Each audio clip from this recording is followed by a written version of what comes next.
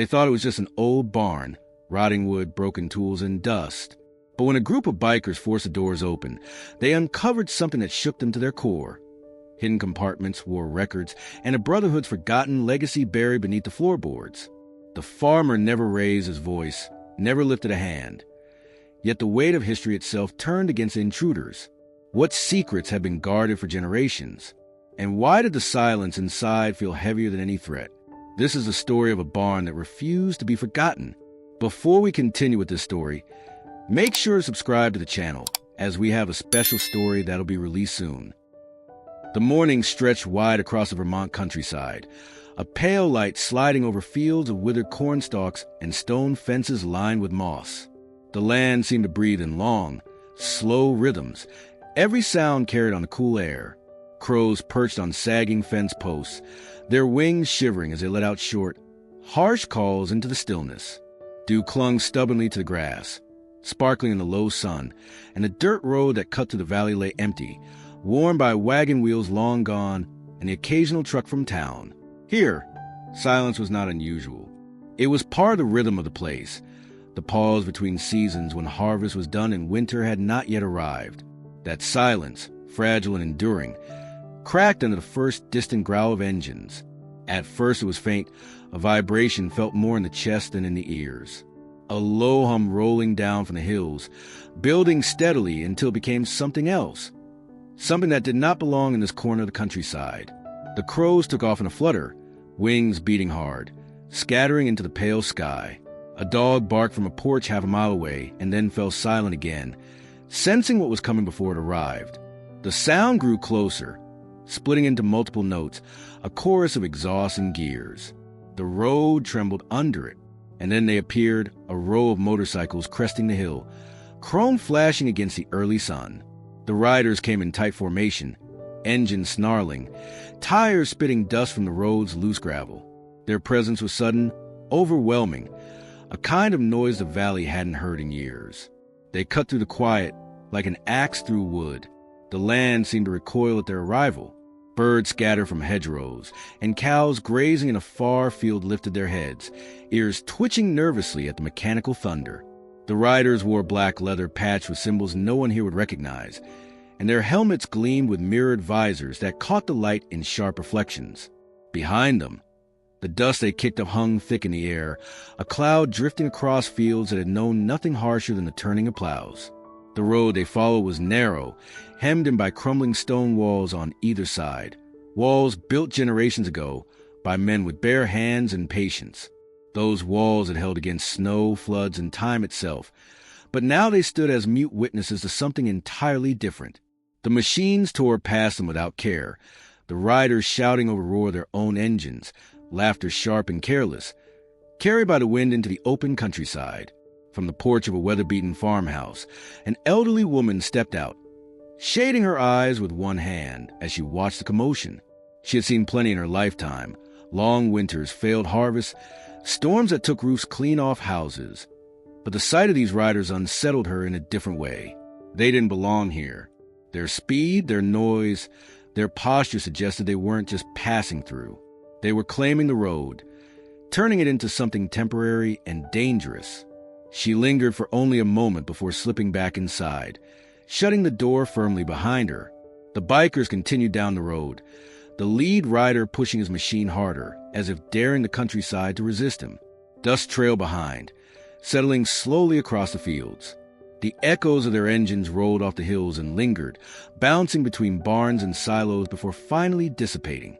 In their wake, the silence returned, but it was no longer the same. It felt changed, disturbed, as though the land itself was waiting to see what would come next. The road, once an unnoticed thread through quiet farms and pastures, now felt marked.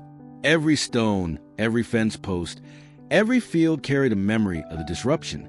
And though the bikers had not yet stopped, though they had only begun to press their way deeper into this place, it was already clear they had brought with them a storm of another kind, one that had nothing to do with weather. The countryside was used to change measured in decades, to barns leaning a little further each year, to trees thickening slowly on the ridge, to winters creeping in quietly after long autumns. What had just arrived was not patient. It was sudden, forceful and loud, and it had no regard for the rhythms of the land. The engines receded into the distance, but their echo clung to the air, a reminder that stillness could be shattered in an instant. Somewhere beyond the bend, the riders slowed. Gravel crackled under their tires as they shifted formation, heading toward the heart of the valley. And in the fields they passed, every living thing, crows, cattle, even the unseen deer in the woods, seemed to pause, waiting to see what would follow the noise. The engine settled into a low growl, idling in a restless rhythm as the line of motorcycles rolled to a stop along the edge of the narrow country road. Dust swirled around their tires, drifting into the air before slowly sinking back over the grass. For a moment, the noise seemed overwhelming, a wall of sound pressing itself against the stillness of the land. Then it met something older and stronger, a figure standing at the fence line, unmoving, watching with an expression that gave nothing away. Elias Crane had been there long before the first rumble reached his valley. He leaned slightly on the weatherwood of his fence, hands darkened with years of work, one still wrapped around the handle of a cane that looked more like a carved tool than a crutch. His back was bent, the weight of decades pressing down, but he stood steady, rooted the way the old maple trees at the edge of his field had held fast through storm after storm. His hat, stained with sweat and sun, shaded a lined face that carried the marks of both hardship and endurance. Eyes pale but sharp fixed themselves on the men who had brought this sudden disturbance. The bikers revved their engines, not out of necessity but for performance of it. Leather jackets creaked as they leaned on their handlebars, helmets reflecting fragments of the sky. Their laughter cut to the growl of machines, mocking, as though the old man before them were nothing more than part of the scenery, an obstacle as unimportant as the fence he leaned against. Yet Elias did not speak, and he did not move. The fence itself was as tired as the land it marked. The posts had been set by his father, or perhaps his grandfather before him, hammered into the earth with nothing more than sweat and determination. Some leaned at angles now, the rails cracked, nails rusting from years of rain. But Elias remained by it, as though his weight alone kept it standing. Behind him stretched acres of farmland, fields lying fallow under the late-season sun.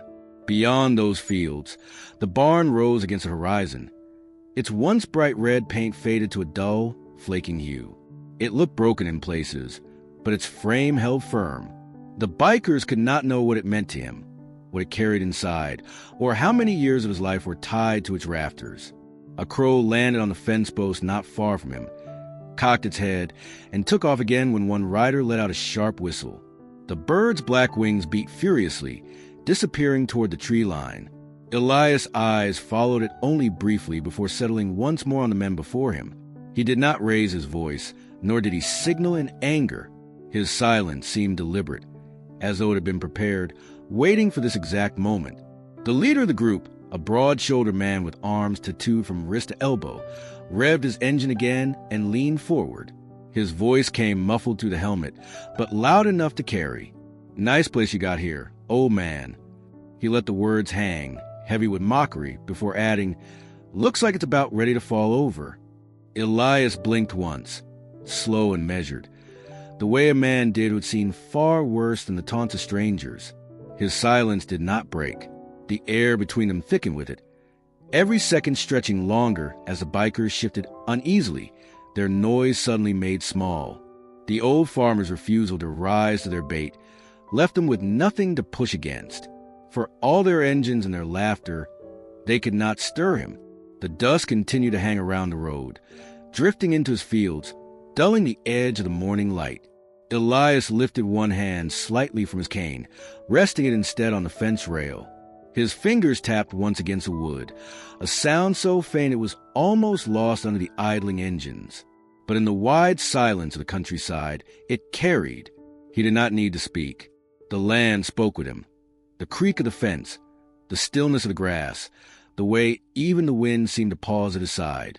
Behind his silence lived a memory of years that none of these riders could imagine.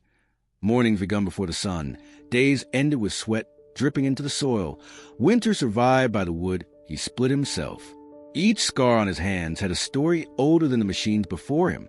Each line across his face was carved by storms these men had never stood against. And though he said nothing, The weight of all of it hung in the air like an answer. The bikers exchanged glances, some laughing still but softer now, uncertain. Their leader leaned back, twisting his throttle once more, but his voice carried less conviction than before.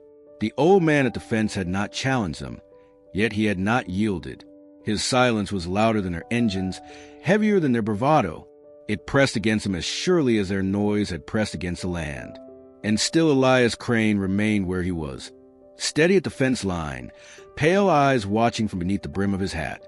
The engines roared and sputtered, but nothing they did could drown out the quiet strength of a man who had already outlasted storms greater than this. Boots hit gravel with dull, heavy thuds as the bikers swung their legs over their machines. The engines died one by one, leaving behind a ringing emptiness that seemed even louder than the roar that had filled the air a moment before. The sudden quiet allowed every movement to be heard. The scrape of leather jackets, the jangle of chains, the crunch of gravel shifting under their weight. The men spread out across the road, their postures loose but deliberate, the kind of looseness that masked something harder underneath. Their leader was the first to step forward, helmet tucked under one arm, his face exposed to the autumn light. He was in his 40s, thick-bearded, with lines cut deep into his skin from years of hard rides and harder living. Tattoos curled up his neck and disappeared beneath the collar of his jacket. He spat once into the dirt before grinning at the old man by the fence. "Quite the palace you got here," he said, his voice edged with derision.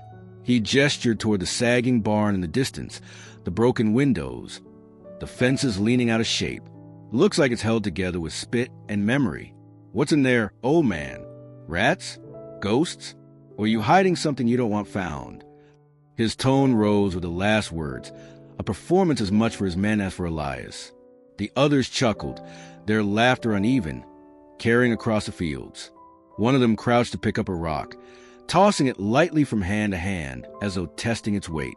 Another lit a cigarette, the flare of the lighter momentarily bright against the gray morning. Smoke curled upward, drifting across the group as they shifted their eyes from the barn to Farmer. Elias Crane did not move from the fence. His hand still rested on the rail. Fingers curled lightly around the rough wood. His hat shielded his eyes, but not the sharpness in them. He let the leader's words hang in the air, as though they were no more troubling than the crows that had already flown off into the trees. Silence stretched again, and with every second it lasted, the biker's mocking ease grew thinner. Finally, Elias spoke. His voice was not loud, but it carried. It carried because he chose every word with the care of someone who had learned long ago that most things worth saying did not need to be shouted. "This land has stood longer than any of you," he said, his tone low and steady. "It will still be here when your wheels rust and your voices go quiet." The leader let out a bark of laughter, sharp and dismissive, though his grin faltered just enough for those closest to notice. He turned his head toward his man. "Hear that? The old man thinks his broken-down barn is going to outlive us. Maybe it will." He looked back at Elias, his grin returning. "But I think there's something you're not telling us. You stand here all quiet, all proud, like that barn means more than it looks. What's in there, huh? You keeping something from us?" Elias' gaze shifted past the men toward the barn itself, lingering for a long moment before returning to the leader. He did not answer directly, but the weight of his silence made the question feel heavier than before.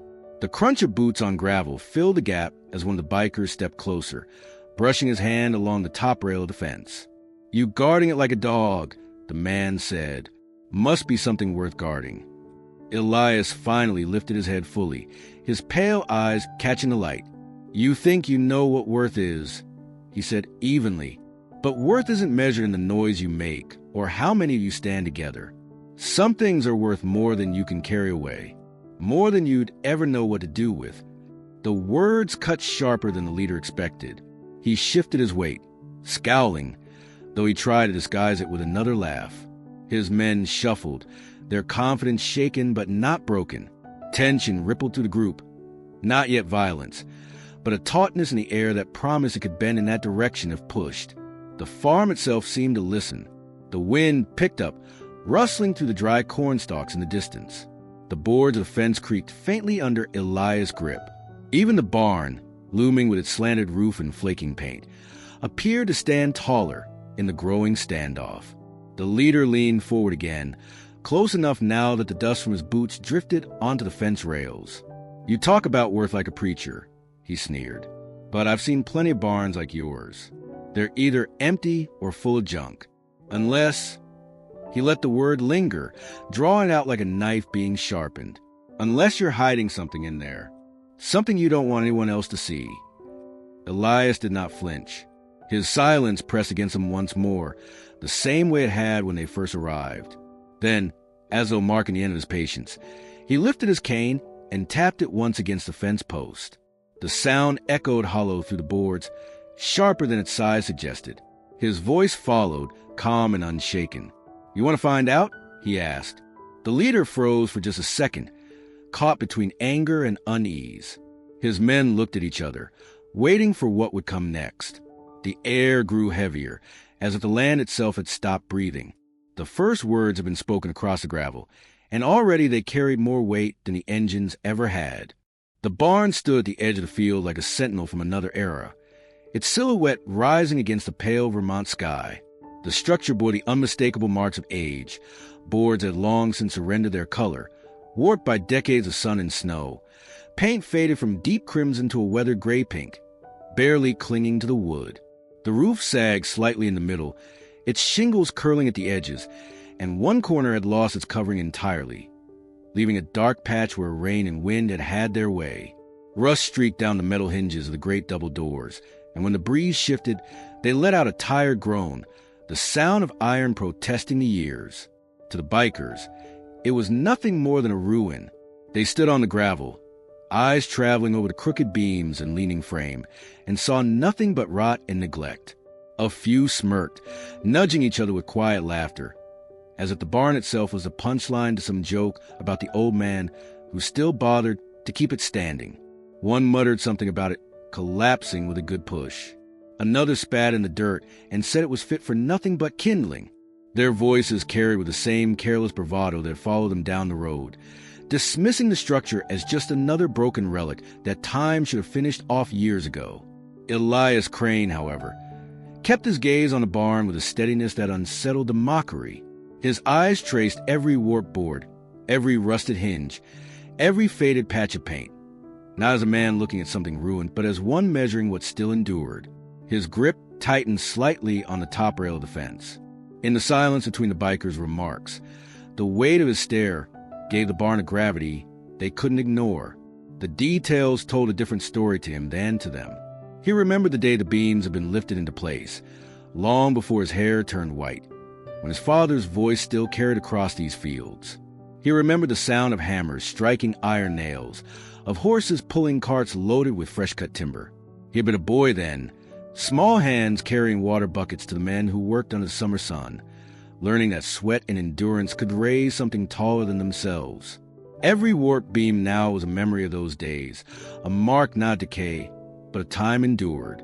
The red paint, though flaking, still whispered the pride his father had taken in making the barn visible from the road, a landmark against the horizon. He remembered dipping the brush himself, the smell of fresh paint heavy in the air, his arms aching as he covered boards that seemed endless to a child. The rust on the hinges carried with it the countless times those doors had opened to let out wagons heavy with hay, or later to welcome neighbors who gathered when storms threatened and shelter was needed. Even the roof sagged bore the memory of winters when the snow had piled high, yet the frame had held, refusing to break under the weight. Elias knew the barn was no longer young, but he also knew it was not worthless. Its bones were strong, its foundation unmoved by floods and frost, its walls still standing when so many others had been torn down for convenience. He saw in it not what was lost, but what remained, and he understood that those who laughed at its appearance could not see past the surface. The bikers shifted, restless under the weight of the farmer's silence. They wanted him to defend it, to explain why he lingered on that ruin with such intensity. But Elias offered them no defense, no argument. He simply kept his gaze fixed, as if the barn itself were speaking in ways they would never understand. His eyes did not see rust and rot. They saw lineage, labor, survival. The air hung thick between them, the barn looming as more than wood and iron. To the bikers it was a husk. To Elias it was a vessel. And though no words were spoken, The contrast between what they saw and what he knew deepened the distance between them. The barn, weathered by time, stood as a line drawn in silence, daring them to mistake decay for weakness or neglect for surrender. Elias' eyes lingered not with sorrow, but with purpose, as if within those leaning walls rested something that bound him tighter to this land than any threat could break. The sound of motorcycles carried farther than the farm itself. Across the valley, it rolled between the hills, bounced against silos and barns, and slipped into the quiet streets of the nearby town. Curtains shifted in narrow windows. Doors opened just enough for eyes to catch a glimpse of the commotion. What they saw was not just a pack of strangers on roaring machines, but the outline of a confrontation forming at the edge of Elias Crane's property. From the porch of a weather-beaten farmhouse half a mile down the road, an old woman sat in a rocker, hands folded tightly in her lap. She had known Elias all her life, knew the rhythm of his days, the way he walked his land at dawn and stood by his fence at dusk, as though taking count of each passing season. She whispered a prayer under her breath, though she doubted anyone else in town would do more than that. In her eyes, Elias had always been a man who carried his own burdens, who asked for nothing but silence in return. Close to the crossroads, a pair of boys perched on the roof of their father's shed, legs swinging as they watched the strangers gather near the barn. Their voices were hushed, half excited and half fearful. They had heard stories about men like this, riders who showed up in small towns, left broken glass and bruises behind. But this was different. This was Elias Crane's farm. Even they understood the weight of that name, though they were too young to remember all the years that had made it so. In town, the grocer leaned against the doorway of his shop, wiping his hands on a rag as he peered toward the stretch of road that led to Elias' land. He knew he wouldn't see much from here, but he listened, head tilted slightly, catching the rise and fall of engines, the sudden lapses into silence. He thought about calling the sheriff, but the thought passed quickly. The sheriff was a man with little stomach for conflict, and besides, Elias had never been one to welcome interference. One by one, in houses that dotted the valley, faces appeared behind windows. Curtains twitched. A child asked his mother why the noise was so loud. She hushed him, her hand gripping his shoulder more tightly than necessary, and pulled him away from a glass. An older man down the lane, Kane leaning against his chair, muttered that Elias would handle it, the way he always did. The truth was, no one wanted to intervene, not out of indifference, but out of respect for the farmer who had stood so long against everything life had thrown at him. They knew his history, the decades of labor carved into the lines of his hands, the stubbornness that kept him on that land when others would have sold and moved on. He was as much a fixture of the valley as the old church steeple or the stone walls that marked the fields. And if he had chosen to face down a group of strangers at his fence, then it was not their place to step in. Still, unease spread among them. They could picture him there, hat brim pulled low, shoulders stooped but unbent, standing against a line of black leather and chrome. They could hear in their minds the scrape of boots on gravel, the mocking laughter carried on the wind.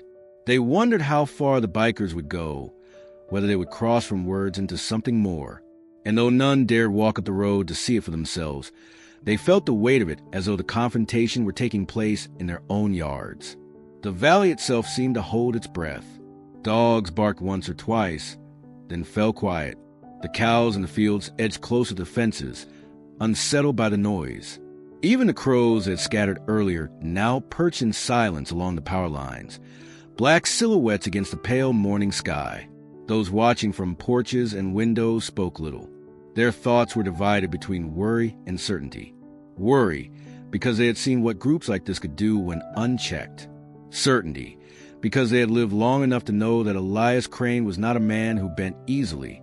He had weathered storms, droughts, losses that were broken others. He had stood by that land through years of change, through the slow fading of farms that once thrived and now lay abandoned.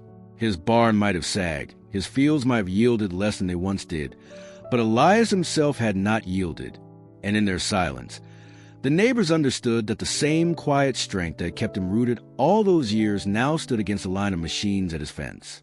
No one dared intervene, not because they didn't care, but because they trusted the old man's silence more than they trusted their own words. From behind glass and wood, from the porches where they sat, they watched and waited, Whatever happened at Elias Crane's fence, it was his moment, his measure. The valley would bear witness, but would not interfere. For as long as anyone could remember, Elias Crane had carried a reputation stitched as firmly to him as the denim overalls he wore through every season. He was the kind of man whose presence filled a space without a word, whose silence could shape a room more effectively than a dozen loud voices. In a valley where gossip was currency, he had become the one man no one could quite pin down. He lived, he worked, he endured, and that was enough to keep him both respected and feared in ways few admitted openly. His life stretched back across decades of the land itself. As a boy, he was known for rarely speaking. Even then, teachers in the one-room schoolhouse called him stubborn, unresponsive, while others noticed the way his eyes studied everything as if every detail mattered. He worked the field with his father from the time he could lift a tool, and by the time most boys were sneaking into town or talking about leaving, Elias was already fixed in place. Farming was not what he chose.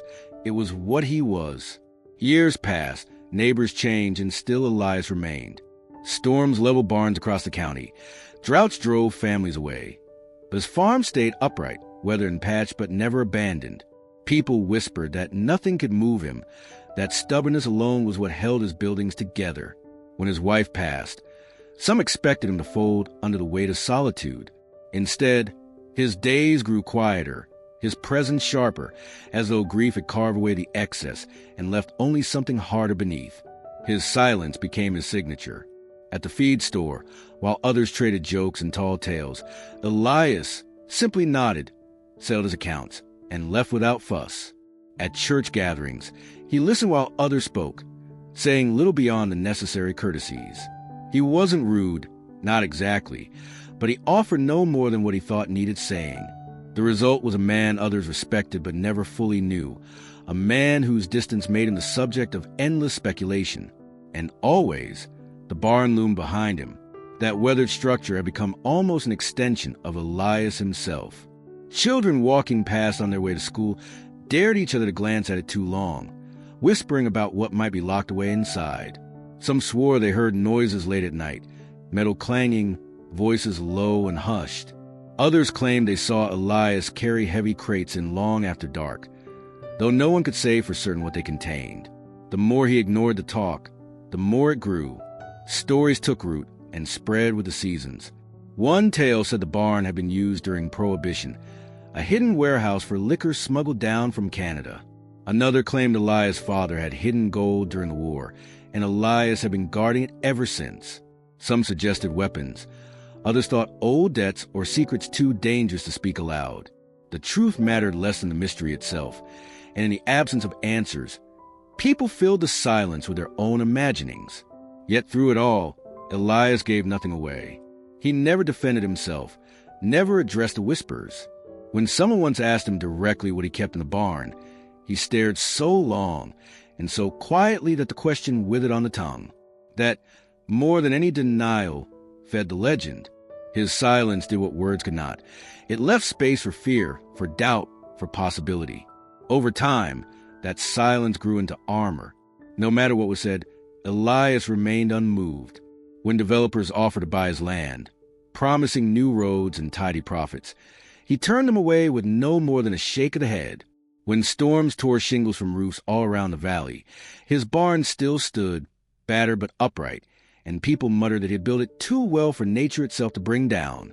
His refusal to bend, to yield, to explain, made him both isolated and untouchable.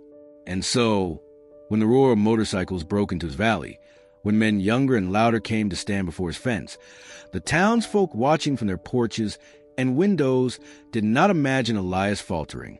They imagined the silence that had unnerved him for years being turned outward, pressed against strangers who thought noise alone could shake a man like him.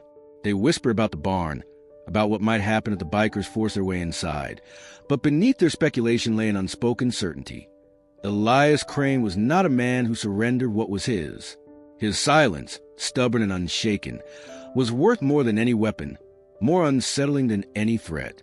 And whatever lingered inside that weathered barn, it was guarded not by locks or nails, but by a man whose wordless defiance had outlasted nearly everything else. The gravel crunched under heavy boots as the bikers closed in, their loose circle tightening around the old man at the fence. The noise of their machines had faded, but the memory of it seemed to linger in the air, pressing against the silence like a weight. Cigarette smoke drifted upward in thin gray ribbons, curling against the pale sky. A few of them muttered to each other, words too low to catch, while others let out short, mocking laughs, the kind meant less to amuse and more to provoke. Their leader stepped forward again, his boots grinding on the loose stones. He was close enough now that the dust from his steps settled on the fence rail, where Elias' hand rested. The man's beard twitched with a half-smile that carried no warmth. He shifted the helmet under his arm, freeing his hand as though he had decided it was time to escalate. Without warning, he reached out and set his palm firmly on Elias Crane's shoulder. It was not a friendly gesture. It was a claiming, a test, a way of saying that the old man's stillness would be broken whether he chose it or not.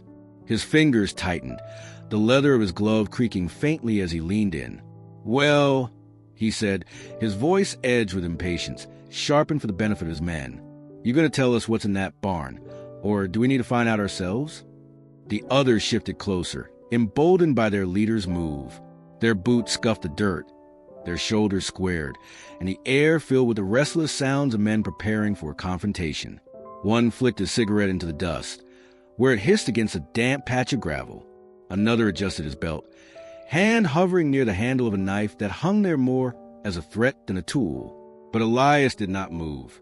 His frame, bent with age but steady, did not waver beneath the weight of the leader's hand. His cane remained planted in the earth, his other hand still resting on the fence rail, as though he had been carved there, immovable, unshaken. The hat brim cast a shadow across his eyes, but nothing in his posture suggested fear. The leader's grin faltered for the briefest moment. He had expected a flinch, a step back, some sign that the old man felt the intrusion. Instead, Elias' silence grew heavier, thicker, more oppressive than the circle of men around him. He did not slap the hand away, nor did he shrink from it. He simply endured it, as he had endured storms, debts, and decades of whispers. The stillness itself became an answer. The bikers noticed it too. Their jeers softened. Their shuffling grew more uncertain. The old man's refusal to react left them with nothing to feed on. His silence was not submission. It was resistance of a kind they were unprepared for. One of them muttered something about him being crazy, but even that sounded half-hearted. Finally, Elias lifted his chin slightly, enough that the brim of his hat no longer hid his pale eyes. They were clear, steady, and fixed on a man whose hand pressed into his shoulder. When he spoke, his voice was calm, even, and it carried across the circle with a weight that silenced the last nervous chuckles. "You've mistaken me," he said. The words were simple, but they carried the gravity of stone. "You think leaning in close and laying a hand will change what I know. But you'll learn soon enough that this place doesn't yield. Not to weather, not to time, and not to noise." The leader pulled his hand back, slowly, masking the hesitation with a smirk. "Big words for a man standing alone," he said, though his voice had lost some of its bite. Elias did not reply. He lowered his chin again, returning to his quiet vigil at the fence. The silence that followed stretched longer than any of them expected, long enough for the men shifting their weight to realize they had crossed a line and received nothing in return but the unshakable certainty of a man who would not bend. The first thread had been made, the first touch delivered, but the old farmer's defiance was not in strikes or shouts. It was in his refusal to move, his refusal to answer in the way they demanded. And as the bikers stood there, crowded close around him, they began to sense that his silence was more dangerous than any weapon he could have raised. The leader's hand had fallen away, and the circle of men stood in uneasy silence. Gravel crunched as one of them shifted his weight, the sound loud in the stillness that hung over the farmyard. Elias Crane remained by the fence, the same immovable figure he had been since their arrival, hat brim shadowing his eyes, one hand still resting on the wood that separated him from the road. For a moment, it seemed as though nothing more would come, that he would retreat once again into silence and leave them fidgeting, waiting for words he would never give. Then, without warning, he moved. Slowly, with the deliberate weight of someone who knew the value of a gesture, Elias lifted his arm. His sleeve sagged on his thin frame, the fabric worn and frayed at the cuff, but his hand rose steady. The cane stayed planted in the soil. His arms stretched outward, not toward them but past them, past the dust and the gravel, past the muttering men. His finger pointed toward the barn. The bikers followed the line of his arm, eyes drawn to the weathered structure standing crooked against the pale sky. It had been there the whole time, of course, looming in the background like a relic too tired to matter. They had mocked it already, laughed at its sagging roof and rusted hinges, dismissed it as nothing more than a husk. Yet the way Elias pointed at it now made them see it differently. The gesture was too firm, too certain to be casual. He was showing them something, directing them with a purpose that unsettled the easy laughter that had carried them this far. No words came from his mouth, only the arm, the finger, the unshaken stare beneath the brim of his hat. The silence returned, heavier than before, but now it was not passive. It was charged, brimming with meaning that none of them could quite name. Why point? Why now? What lay in that barn that demanded their eyes? The leader narrowed his own, forcing a smirk that didn't settle as comfortably on his face as it had before. "That it?" he said, voice loud and quiet. "That what you've been guarding all this time? A pile of rotten boards and dust." He laughed, sharp and forced, turning his head toward his men as if needing their agreement to steady himself. A few chuckled, but it was thinner than before, the sound strained. Elias did not lower his hand. His arm remained fixed, steady despite the years that weighed on him. The barn loomed larger for it, no longer just a building but a destination, a challenge, a secret daring them to step closer. The men shifted uneasily, some narrowing their eyes at the crooked roofline, others glancing at the old farmer to see if he would reveal anything more. The stillness stretched, and with it the unease. One of the younger bikers muttered, "Why is he pointing at it like that?" His voice carried enough doubt to stir the rest. Another scoffed, though too quickly. "Old man's playing games. Probably nothing in there but broken tools." Yet his eyes lingered longer than his words suggested, caught on the shadowed doors that seemed suddenly darker than before. The leader spat into the dirt, but his bravado thinned by degrees. He had meant to mock the gesture, to reduce it to nothing, but Elias' silence gave it power he couldn't quite shake. The pointing hand was not an invitation. It was not surrender either. It was something else entirely, something that demanded the bikers decide for themselves what they would do next. For Elias, the gesture was enough. He did not speak, did not explain. He only kept his arm raised until the weight of it pressed on the men more heavily than if he had shouted. The barn stood waiting, its faded paint catching the light, its broken boards whispering of years none of them understood. The question hung thick in the air. Why direct them there? Why draw their eyes if not to reveal something they were not ready to see? The leader finally broke the silence, though his voice lacked the force it had before. "Fine," he muttered, squaring his shoulders. "If that's what you want us to look at, we'll look." He turned toward the barn, signaling his men to move, though not one of them did so with ease. Boots scuffed the gravel, but their eyes darted between the doors and the old man who had not lowered his hand. The pointing lingered, unshaken, steady as stone. It was as if Elias had shifted the balance of the encounter without a word. The bikers had arrived with noise and force, but one arm lifted from the fence had undone their rhythm. The barn, once a ruin in their eyes, now seemed to breathe with a weight none of them could name. And as they stepped toward it, each man felt in his chest the same question. Had the old man just given them what they wanted, or had he led them somewhere they would wish they had never gone? The first step was hesitant, a scuff of boot against gravel that broke the silence in small, jagged pieces. The leader of the bikers, jaw clenched and shoulder stiff, set his foot forward, and the rest followed, though not with the same ease. Gravel shifted beneath their weight, each step sounding sharper than it should have in the open air, as if the earth itself wished to magnify their intrusion. The steady crunch carried across the yard, echoing against the wooden slats of the barn and the long, sagging porch of farmhouse. Elias did not move. He remained at the fence, one hand on the roughwood rail, the other resting on his cane. His arm, once lifted, now hung calmly at his side, but his eyes never wavered. Under the brim of his weathered hat, he tracked their progress as they crossed the empty yard. Bent though his frame was, He stood upright, unshaken, as though the distance between them and him had grown infinite once they turned toward the barn. He did not warn, did not call out, did not plead. Watching was enough. The men walked slower than they expected to.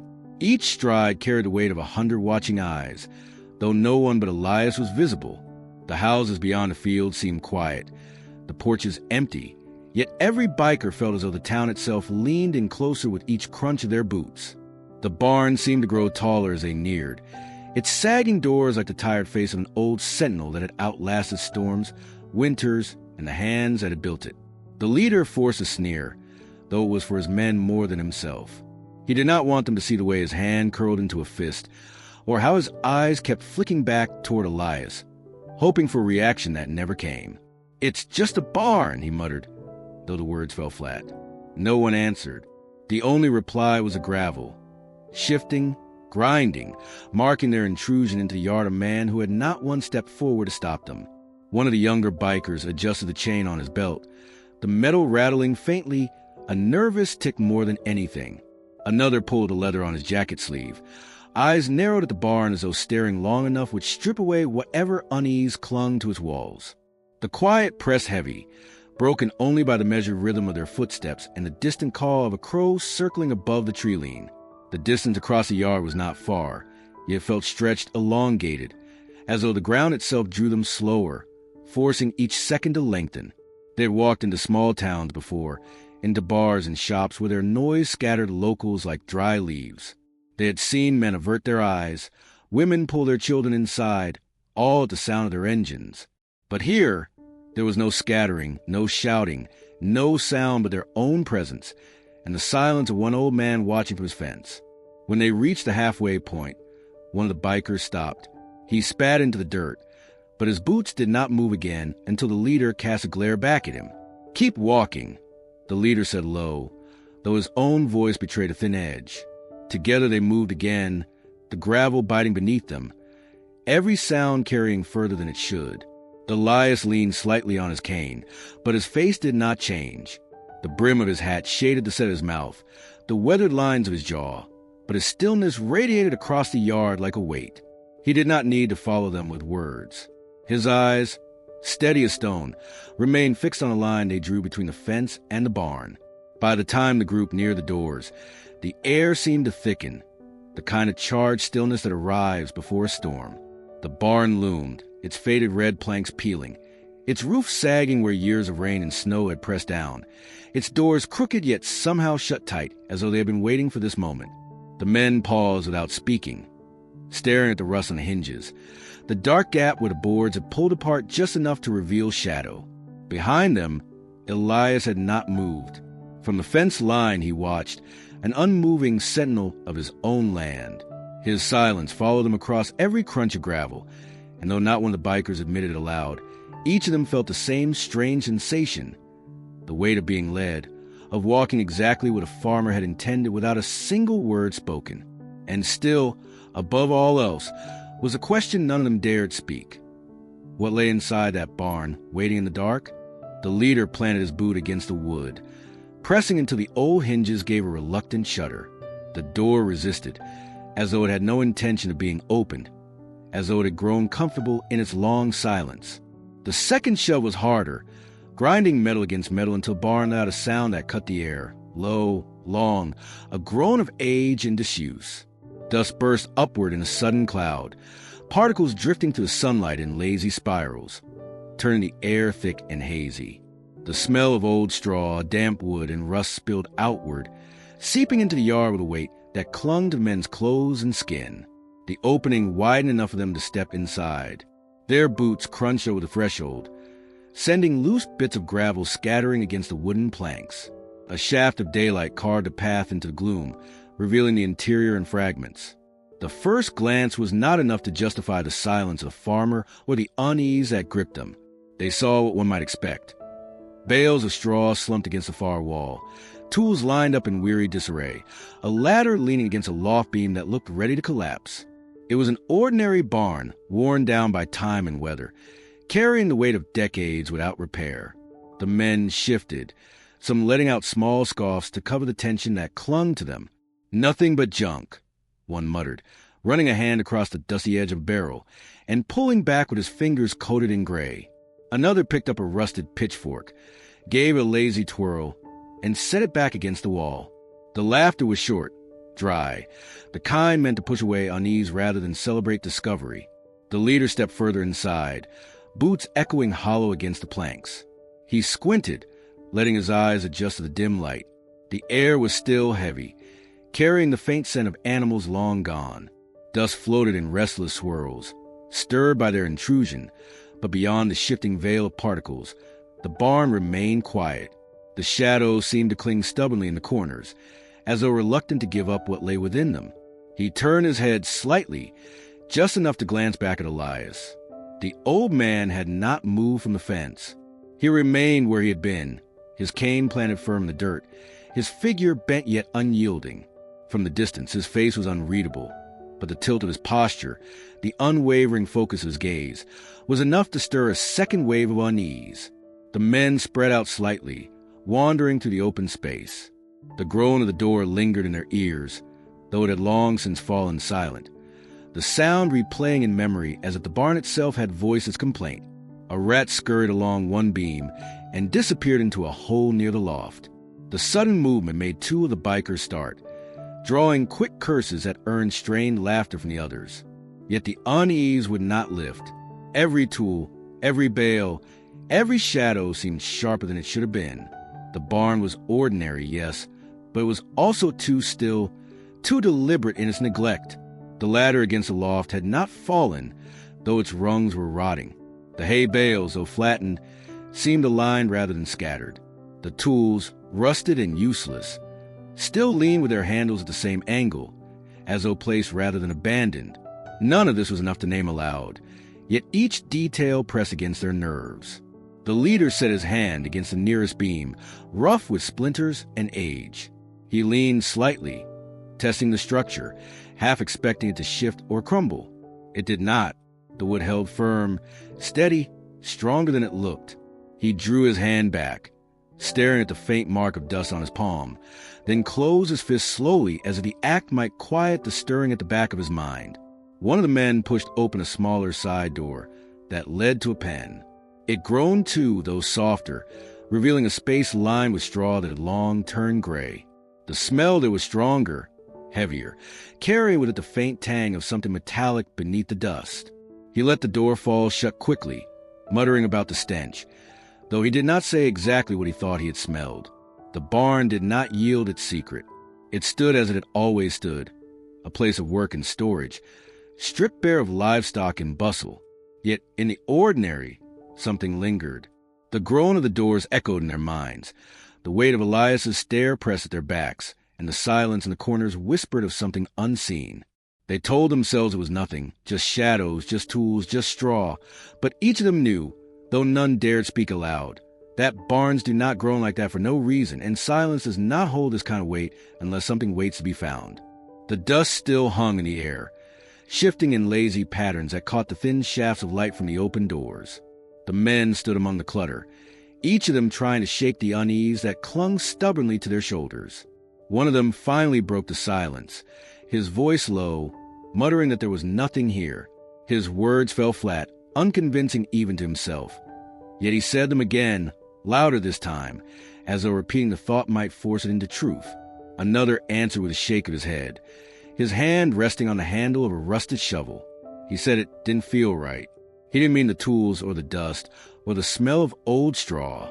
He meant the stillness, the way the air seemed to press down on them, heavy and watchful, as though the barn itself had turned into an audience.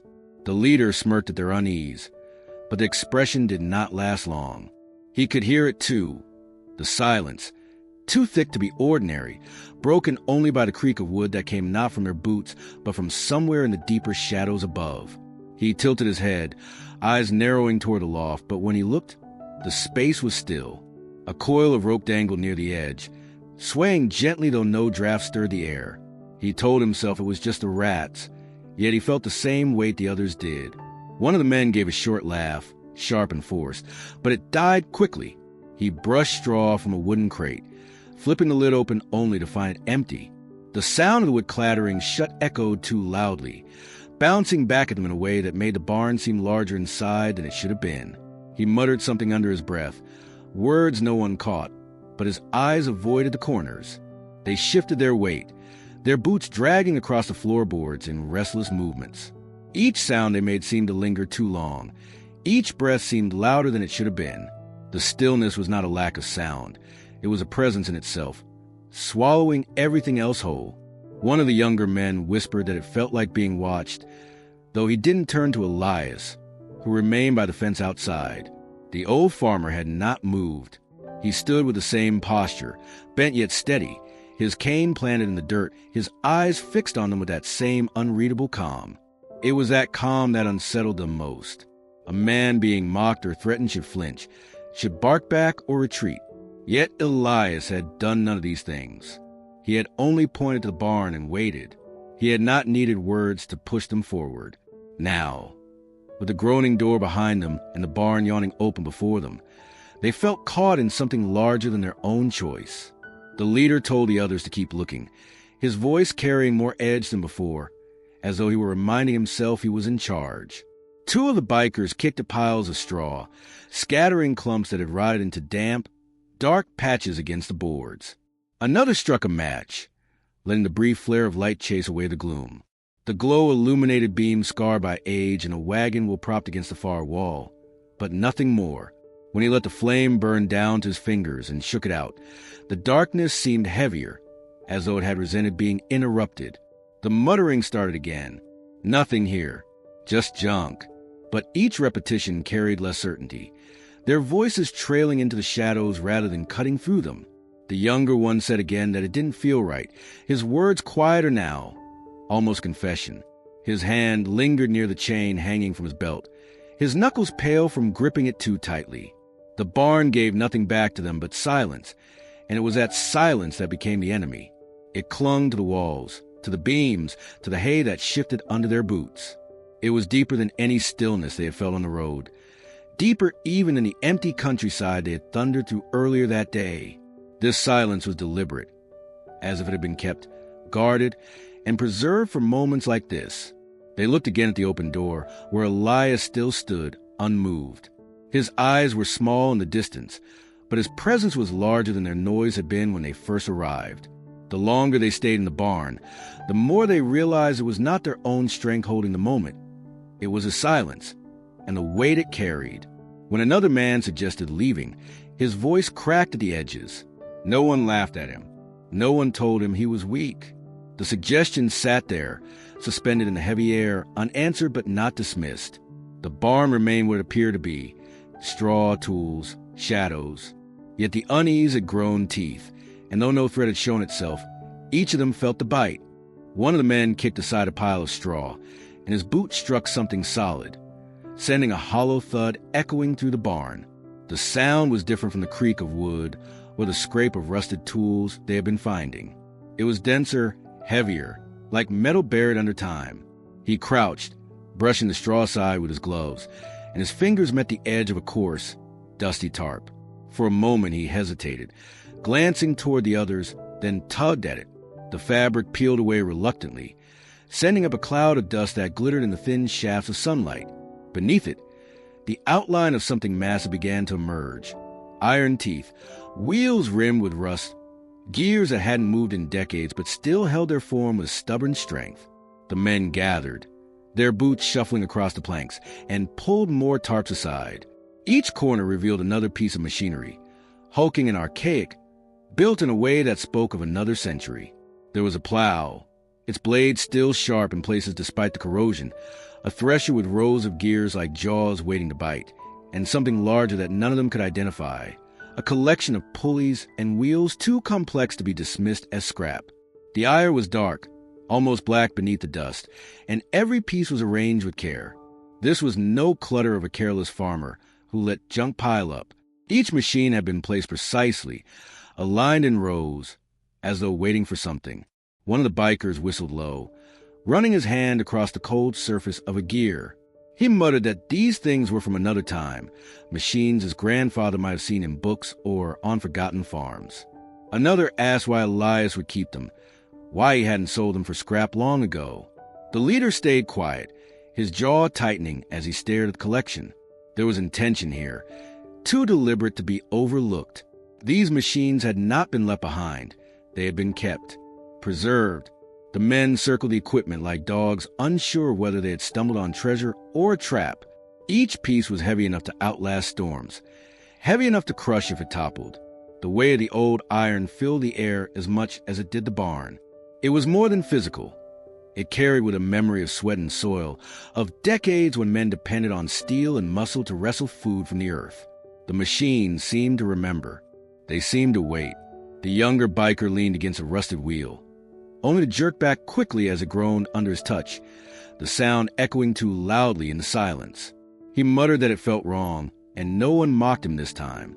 They all felt it, the difference between junk and something that had been set aside for a reason. One of them pointed out how each tarp had been carefully folded, how the floor beneath the machines was swept cleaner than the rest of the barn. Even the dust seemed thinner here, as though the air itself had been disturbed more recently than anywhere else. They began to whisper among themselves, speculating in half-thoughts and unfinished sentences. Was Elias selling this old iron? Was he hiding something beneath it? No one could explain why a man would keep so much weight, so much steel, in perfect formation across the barn. The leader finally stepped forward, his boots heavy on the floor, and rested his hand on the largest machine, a contraption that rose nearly to the beams above. He stared at it in silence, as though listening for something. The others waited, glancing back toward the open barn doors, where Elias still stood at the fence, his figure small but unyielding against the horizon. The leader clenched his jaw, then gave the machine a push. It didn't budge. The iron held its ground, as immovable as the old man outside. The sound of the failed attempt rattled through the barn, and once again the silence returned, heavier than before. What they had uncovered was not just machinery. It was something intentional, something that carried the weight of years, secrets, and perhaps warnings. None of them could put words to it, but all of them felt it. The iron was not forgotten. It had been waiting, and now it was them who stood exposed beneath its shadow. One of the men tilted his head upward, his eyes catching on something beyond the tarps and machines. Along the rafters, nailed to the aged beams, hung frames dulled by dust but not destroyed by it. At first, they looked like any clutter one might expect in a farmer's barn. Old calendars, yellowed paper, scraps kept without reason. But when the dust shifted and the light struck, the shapes became clearer. Photographs, rows of them, their glass cracked in places, but still holding the images within. Men in uniform, stiff in posture, solemn in expression. Some were young, barely older than boys, while others bore the lines of seasoned soldiers. Their eyes, though faded with time, still stared out as if fixed on the intruders below. The bikers went quiet. Even the one who had been muttering curses under his breath let the words fall away. They moved closer, craning their necks, their boots scraping softly against the floorboards. One of them reached up, stretching until his fingertips brushed the edge of a frame. He pulled it down carefully, surprising himself with the gentleness of the gesture. Dust coated the glass, but beneath it the outline of a face emerged. The man wore a uniform, his cap tilted at a deliberate angle, his expression both stern and steady. On the corner of the photograph, a faint inscription could still be read. A date, a unit number, a name worn too thin to make out fully. Another biker pulled down a second frame, brushing it with his sleeve. The image revealed a group of men standing in formation, rifles at their shoulders, a flag barely visible behind them. The edges of the paper were curling, but the center was preserved well enough to show faces clearly. The men in the photograph stood with the confidence of those ready to march into fire. The room seemed to lean into silence, the dust-heavy air pressing against their lungs. These weren't decorations. They were memories, carefully placed where the sun could still reach them. The leader frowned, stepping forward, his eyes scanning the row of portraits still nailed to the rafters. There were too many for coincidence. They stretched across the beam, one after another, each frame holding a fragment of history. Some showed single figures, others groups. A few even revealed the stern gaze of men decorated with medals. It was not a random collection. It was a record. One of the younger bikers whispered that maybe Elias had served, Maybe these were his brothers in arms. Another shook his head, saying no farmer held on to this many portraits unless there was more to the story. The weight of their speculation lingered, drawing the silence tighter. None of them wanted to admit the unease stirring in their chests, but it was there. The faces and the photographs seemed to be watching them, not with accusation, but with steadiness that made mockery impossible. The men began moving more cautiously, their bravado thinning.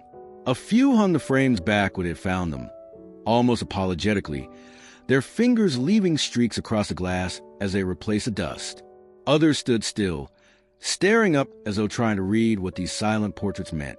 For the first time since they had roared onto the property, they felt small, not because of Elias at the fence, but because of the men staring down from above. The leader clenched his fists at his sides, irritation twitching in his jaw. He wanted to dismiss it all as nothing, just a farmer's relics, old photographs of no consequence. But the arrangement gnawed at him. The photographs weren't left scattered in a trunk or forgotten in the house. They were here, in the barn, placed high enough that every glance upward would meet the eyes of those who had worn uniforms before. It was deliberate, reverent. Someone muttered that the barn felt less like a shelter for machines and more like a shrine. No one corrected him. The thought settled heavy over them. Too close to the truth, they couldn't quite articulate. Dust swirled lazily in the shafts of light, clinging to the glass, making each portrait shimmer faintly. The men inside the frames, long dead, perhaps forgotten by the world outside, still lingered here, preserved not by chance but by choice. As the bikers shifted uneasily, the barn seemed to tighten around them. The machinery under the tarps, the smell of oil and rust, the rows of portraits, all of it combined into something larger than they had expected. Elias had not spoken a word, yet the weight of his silence pressed down on them more firmly than any threat could. They looked back once more toward the open doors, where he still stood unmoved, his hand resting lightly on the fence post, watching. The photograph stared down as if to remind them that this place was not abandoned, that the dust itself carried memory. Every boot step felt louder now, every breath harder to justify. The barn was not just shelter for old iron. It was a hall of witness, and the bikers knew they had already been seen. The sound came low and steady, almost startling in its simplicity. For so long, the only noises had been the idle shifting of boots, the creak of old wood, and the muffled breath of men trying to act braver than they felt.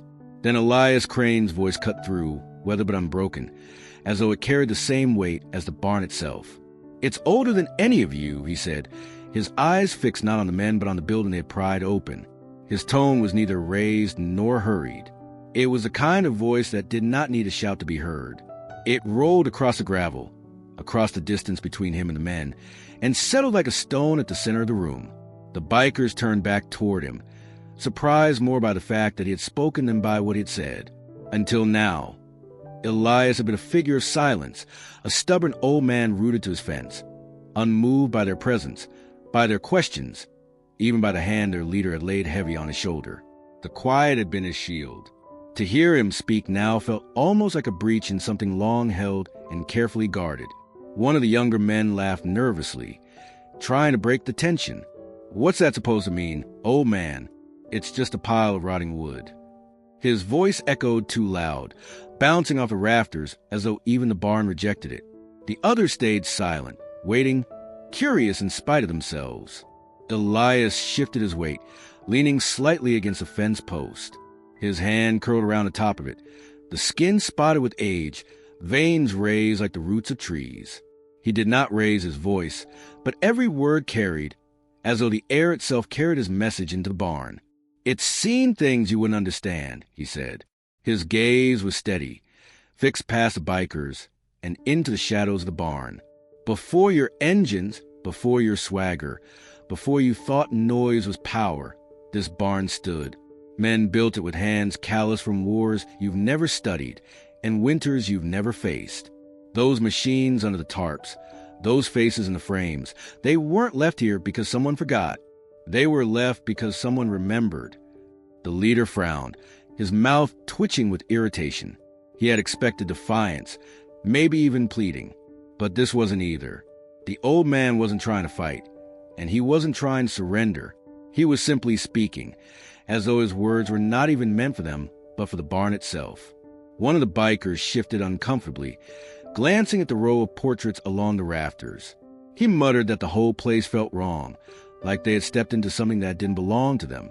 His voice wavered, and though no one said aloud, the others shared the feeling. Elias' eyes narrowed, not in anger but in focus. "Every beam you touch has carried weight heavier than your threats," he continued. "Every hinge, every nail was set by men who put more into this earth than you could take from it. You see rust. You see dust. I see memory. And memory doesn't break as easy as wood." The silence that followed was thick, heavier than before. The barn seemed to creak in agreement, its old timbers shifting faintly as though acknowledging the truth in his words. Dust drifted from the rafters, stirred not by wind but by the stillness that made even breathing seem intrusive. The leader forced a grin, mocking in his effort, though his eyes betrayed something else. "So what, old man? You expect us to be scared of your barn?" His voice lacked conviction, thin compared to the solidity of Elias' tone. Elias finally looked directly at him, his stare steady and unblinking. "No," he said, "I expect nothing from you. But this place expects more than you can give. That's why you're uneasy. You feel it, and it's not me you should be worried about." The words lingered in the air long after his mouth closed. The bikers exchanged uneasy glances, caught between disbelief and something they couldn't name. The barn loomed around them, the shadows deeper, the photograph staring, the smell of oil and old iron stronger. It was as if Elias had given voice to what the barn itself had been holding all along. Outside, he remained still at the fence, the lines of his face carved deeper by the late afternoon sun. He had spoken only a few sentences, yet the weight of them pressed harder than any threat could have. For the first time, the bikers felt less like intruders facing a man, and more like trespassers standing inside a story they were not supposed to read. The leader's laugh came too loud, too sudden, like a hammer striking against the quiet that Elias had carefully shaped with his words. It echoed off the rafters, rough and mocking, but underneath its force was the edge of something thinner, something that sounded a little too forced. He leaned forward, one boot scraping the packed dirt of the barn floor, his leather vest creaking as he spread his arms wide, as if to dismiss the weight in the room. "You hear this?" he barked to his men, his voice carrying more than his laugh ever could. "Old man spinning ghost stories about wood and dust. He thinks we're scared of some pictures and rusty junk." He let the laugh trail again, this time sharper, meant to cut through the unease pooling around his crew. The others gave half-hearted smirks, but no one echoed him fully. Their eyes kept darting to the machines, the portraits, the dark corners that seemed too still. The leader's expression tightened. He wanted to keep control, to remind everyone why they were here and why they followed him. Turning back toward Elias, who still stood unmoving at the fence, he raised his chin. "All right, Crane," he said, the mockery in his voice deliberate now. "Enough riddles. What's behind all this? What are you hiding back there?" He gestured with sharp wave toward the hulking silhouettes of iron and steel hidden beneath the tarps. "You keeping gold under these things? Guns? Something worth guarding? 'Cause I don't buy that you stand here all day just to stare at family portraits and old plows." His words bounced into the barn, hollow against the wooden beams. The tarp shifted slightly in the draft, edges brushing the dirt like restless ghosts. No one answered at first. The leader's question hung in the air, unanswered, heavy enough to make the men fidget. They wanted something solid, something they could point to, something that explained why the barn felt the way it did. Instead, they were left with a farmer's silence. Elias did not move. He remained at the fence, his hands resting on the weathered post, his body straight despite the years bending his frame. His stillness was sharper than any reply could have been, and it drew the leader's scowl tighter. "I asked you a question," the man snapped, his voice a crack across the yard. "What's back there, old man? What's worth all this show?" One of the younger bikers shifted uneasily, muttering low, "Maybe we shouldn't push it." The leader's glare snapped to him instantly, hard enough to silence him with no more than a look. Then he laughed again, harsher, pushing against the tension that was beginning to curl at the edges of his control. "Look at you," he jeered, his words aimed at Elias but meant for his own crew. standing there like some preacher, trying to scare us with stories and stares. But barns don't guard secrets unless someone puts them there. So I'll ask one more time, what's behind machines? What are you hiding, old man? His voice rose, sharper, almost angry at the silence that refused to give way. The barn groaned faintly under its own weight, beams creaking the draft as if to answer in Elias' stead. The men inside shifted, the sound of boots scraping against dirt, their shoulders, once square with bravado, now curved in uncertainty, the echo of their leader's laugh failing to erase the strange weight of the place. Still Elias said nothing. His eyes did not leave the barn, and his hand remained steady on the post. The leader's demand rang into the stillness and went unanswered, swallowed whole by the air thick with dust and memory. For the first time, the laugh that had begun so harsh now felt misplaced, thin, and his words, demanding, sharp, insistent, only drew attention to the fact that he was the one unsettled most of all. The barn loomed behind his question, silent, waiting, its shadows clinging like secrets no one could quite shake. And though he had demanded an answer, what came instead was the creak of the wood, and the steady presence of a farmer who had given them nothing, and yet, somehow, everything. The scuff of a boot broke the uneasy rhythm of silence. One of the younger bikers, restless and trying to prove that his nerves weren't fraying, kicked at a patch of rotted boards near the back of the barn. The wood splintered under his weight. Softer than it should have been, he crouched, brushing away straw and dust, and the dull outline of something hidden revealed itself. A seam, straight and deliberate, cut across the warped planks. "Hey," he muttered, his voice tight with a mix of discovery and fear. "There's something here." The others turned, boots crunching against the dirt floor. The leader strode forward, forcing a laugh that lacked the confidence it had carried earlier. He crouched beside the young man and ran his hand along the seam. The boards didn't shift under his pressure, but the edges betrayed their secret. It wasn't decay alone that shaped this section. It was a hatch, set flush into floor, cleverly disguised by years of dust and disuse. The air in the barn seemed to grow heavier. The smells of straw and rust deepened, mingled with something faintly metallic rising from below. No one spoke for a moment. All eyes darted to the farmer still standing at the fence. His posture hadn't changed. His hands remained steady on the post, his gaze fixed toward the barn, patient and unbroken.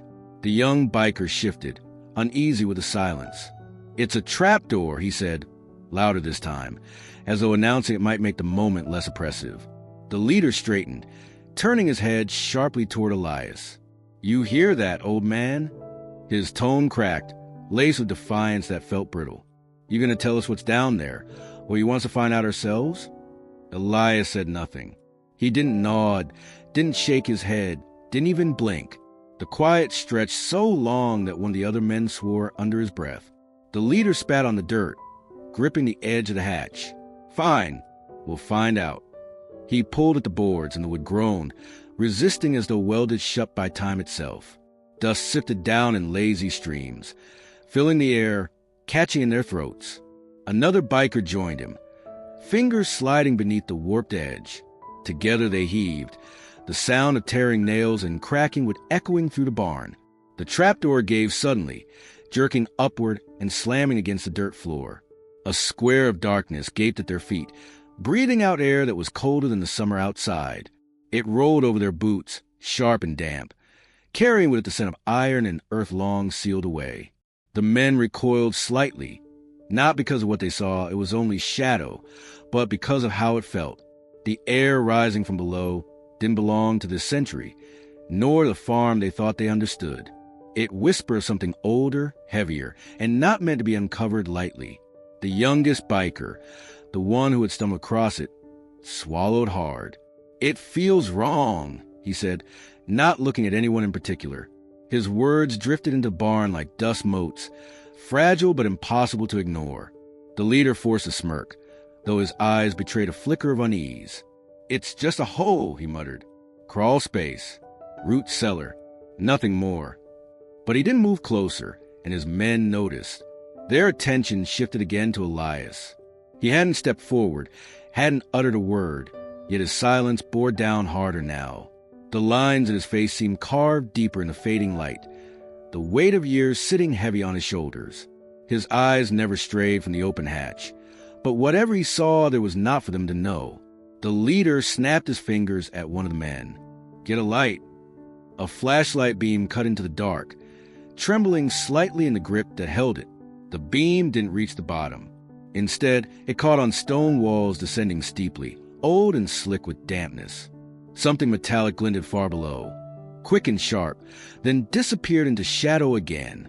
The air shifted once more, colder, pressing against them like unseen hands. The men shuffled uneasily. The bravado that carried them through laughter and mockery felt thin, useless against whatever waited beneath the floor. Elias still hadn't moved. He stood at the fence, silent as before, leaving them to face what they had uncovered.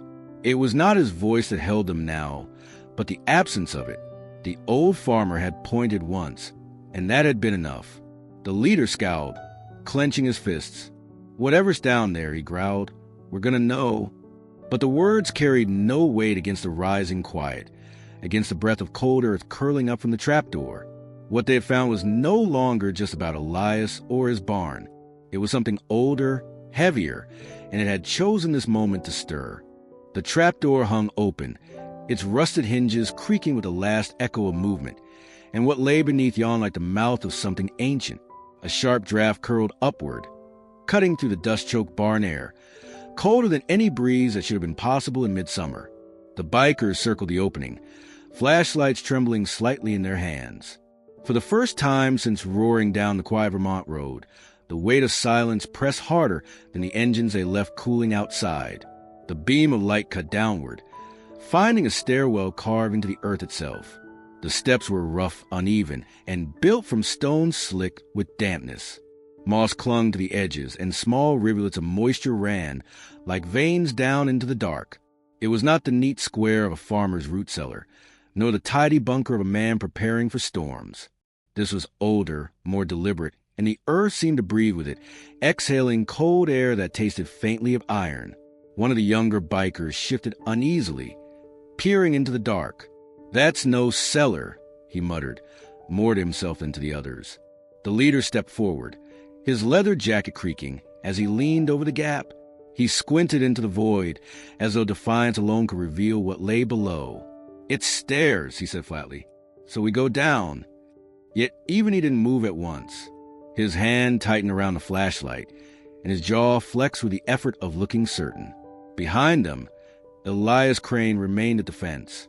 His frame looked small against the weathered posts, but his stillness commanded more space than their noise ever had. He didn't beckon, didn't warn, didn't explain. He simply waited, as though everything that mattered now was already set in motion, and he had no more part to play. The patience of age, carved into his features, stood in quiet contrast to the restless energy inside the barn. The bikers exchanged glances, their bravado cracked in a half-light, the barn's dust catching in beams that revealed how shallow their confidence had become. One finally spat on the ground, trying to anchor himself. "It's just stairs," he echoed. "Nothing more." But he didn't volunteer to take the first step. The leader let out a sharp laugh, brittle around the edges. "You scared of a hole in the ground?" He turned to the farmer then, raising his voice. "That what this is? Old man, just a hole to scare children?" Elias did not answer. His silence made the words smaller, weaker. The challenge carried no weight without response, and the barn seemed to absorb it whole, leaving the leader's voice dangling in the air, thin and nervous. Finally, as if surrendering to the pressure of his own pride, he stepped onto the first stair. The stone groaned faintly beneath his boot, not from weakness but from long years untouched. Dust lifted from the edges, curling upward in fine gray tendrils. He glanced back once, eyes narrowing at his men. "You coming? Or you gonna wait up here with him?" One by one, they edged forward. The bravado they carried onto the farm now came in muted fragments. Shuffling boots muttered curses, the hollow clink of chains and belt buckles as they adjusted their gear. The second man placed his weight on the stair, then the third, until four of them stood pressed close, staring down into the dark. The light from above faded quickly, swallowed by the narrow shaft. Their flashlights pierced it in thin columns, showing the steps vanishing into a deeper chamber. The air grew colder still, pressing damp against their skin, smelling of earth long sealed away. The youngest hesitated at the edge, still on the barn floor. His knuckles were white around the grip of the flashlight. He looked once more at Elias, as though expecting, maybe even hoping, for a word, a warning, anything, but the old man gave him nothing. Only eyes that seemed older than the barn itself, watching without judgment, without fear. The leader barked at him, breaking the moment. "Move, kid. You're not going to stand there like a coward." So the boy followed, stepping onto the first stair, then the second. The boards of the barn above creaked as their weight shifted below, and the door overhead loomed like a lid ready to shut. The sound of their descent filled the narrow shaft, the scrape of boots on stone, the uneven rhythm of breathing. The barn grew quiet again, save for those sounds fading downward. Elias remained where he was, unmoved, his figure etched against the fading light of day. His patience was not that of a man waiting for something to happen. It was the patience of someone who already knew how the story would end, watching it unfold one step at a time. The bikers, for all their noise and strength, moved carefully now, each step heavier than the last. They carried the weight of their own unease into the earth, down into the waiting dark. And still the old farmer did not move, his silence following them, as steady and inescapable as the ground they walked into. The stairwell leveled out into a chamber that smelled of earth, iron, and age. Their boots scuffed against the stone floor, each sound swallowed quickly by the thick air that had not been stirred in decades. The beams from their flashlights trembled across the walls, revealing shelves carved directly into the rock, stacked with wooden crates darkened by time. Dust clung to them in a fine shroud, undisturbed until now, and the weight of history pressed down heavier than the earth overhead. None of the bikers spoke at first. The silence was too large, too filled with the suggestion that they had crossed into something that was not meant to be uncovered. Finally, one of them reached for a crate. The wood was brittle, the edges flaking beneath his fingers, but the lid came loose with surprising ease. Inside were stacks of thick books bound in cracked leather, their spines faded but still intact. He pulled one out and flipped it open, coughing as dust billowed upward. The pages inside were dense with columns of names, dates, and notations. Ink had bled into paper in some places, but much of it remained legible. The entries stretched back decades, beyond their fathers' lives, perhaps even their grandfathers. Another man pried open a different box. Within lay bundles of yellow papers tied neatly with twine, their edges crisp and fragile. When the flashlight hit them, a faint stamp appeared on each. Official seals, military insignias, and signatures of men who had once carried weight in a world now buried. They spoke of units, deployments, supply lines, of operations whose names were familiar only from whispers in half-forgotten history lessons. Military records, one muttered, disbelief cracking his voice. He turned the bundle over in his hands as if to confirm it was real. This stuff, this ain't just some farmer's notes. This is government. The leader stepped forward, yanking the bundle away, his face twisted between awe and suspicion. He scanned the cover sheet, the faded stamp of an eagle and shield still visible through the grime. His lips moved as he read fragments aloud, words like ordnance classified and confidential. The paper trembled slightly in his grip. One of the younger bikers shifted the beam of his light to another crate. Inside were long, narrow boxes carefully wrapped in oilcloth. He pulled one free and unwrapped it with clumsy eagerness, revealing the dull gleam of a weapon, not a rifle polished for display, but an older model, functional and deliberately preserved. The wood stock was dark with age, but the metal fittings had been oiled, maintained, and tucked away as if waiting for a moment when they would be needed again. More crates yielded more the same. Ammunition boxes still sealed, sidearms packed in grease, manuals that bore both instructions and warnings. Every discovery added to the unease pressing down on the group. What had started as mockery of a ruined barn had turned into the unveiling of something far heavier, a cache of memory and preparation, hidden deliberately in the quiet soil of Vermont. The leader tried to steady himself with laughter, but it came out hollow. "Oh, junk," he said, though his hand tightened on the weapon he had lifted from its box. Worthless antiques. Yet his eyes betrayed him, darting between the records and the rifles with a flicker of something close to fear. The youngest crouched low, staring at the ledgers. He traced the ink with one finger, lips moving as he read the names. Some were familiar. Family names from the town above, surnames of neighbors who still lived just beyond the farm. The realization settled like lead in his stomach. These records were not faceless. They connected directly to people who had raised them, people who had vanished, and stories that had been hushed by silence. The air grew colder the longer they stood among the boxes. Every new discovery added to the sense that they were intruders in a place not meant for them. The cellar was not a shelter or a storehouse.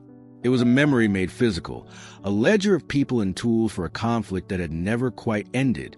Above them, the groan of the barn's beams carried faintly, as though the building itself disapproved of their presence below.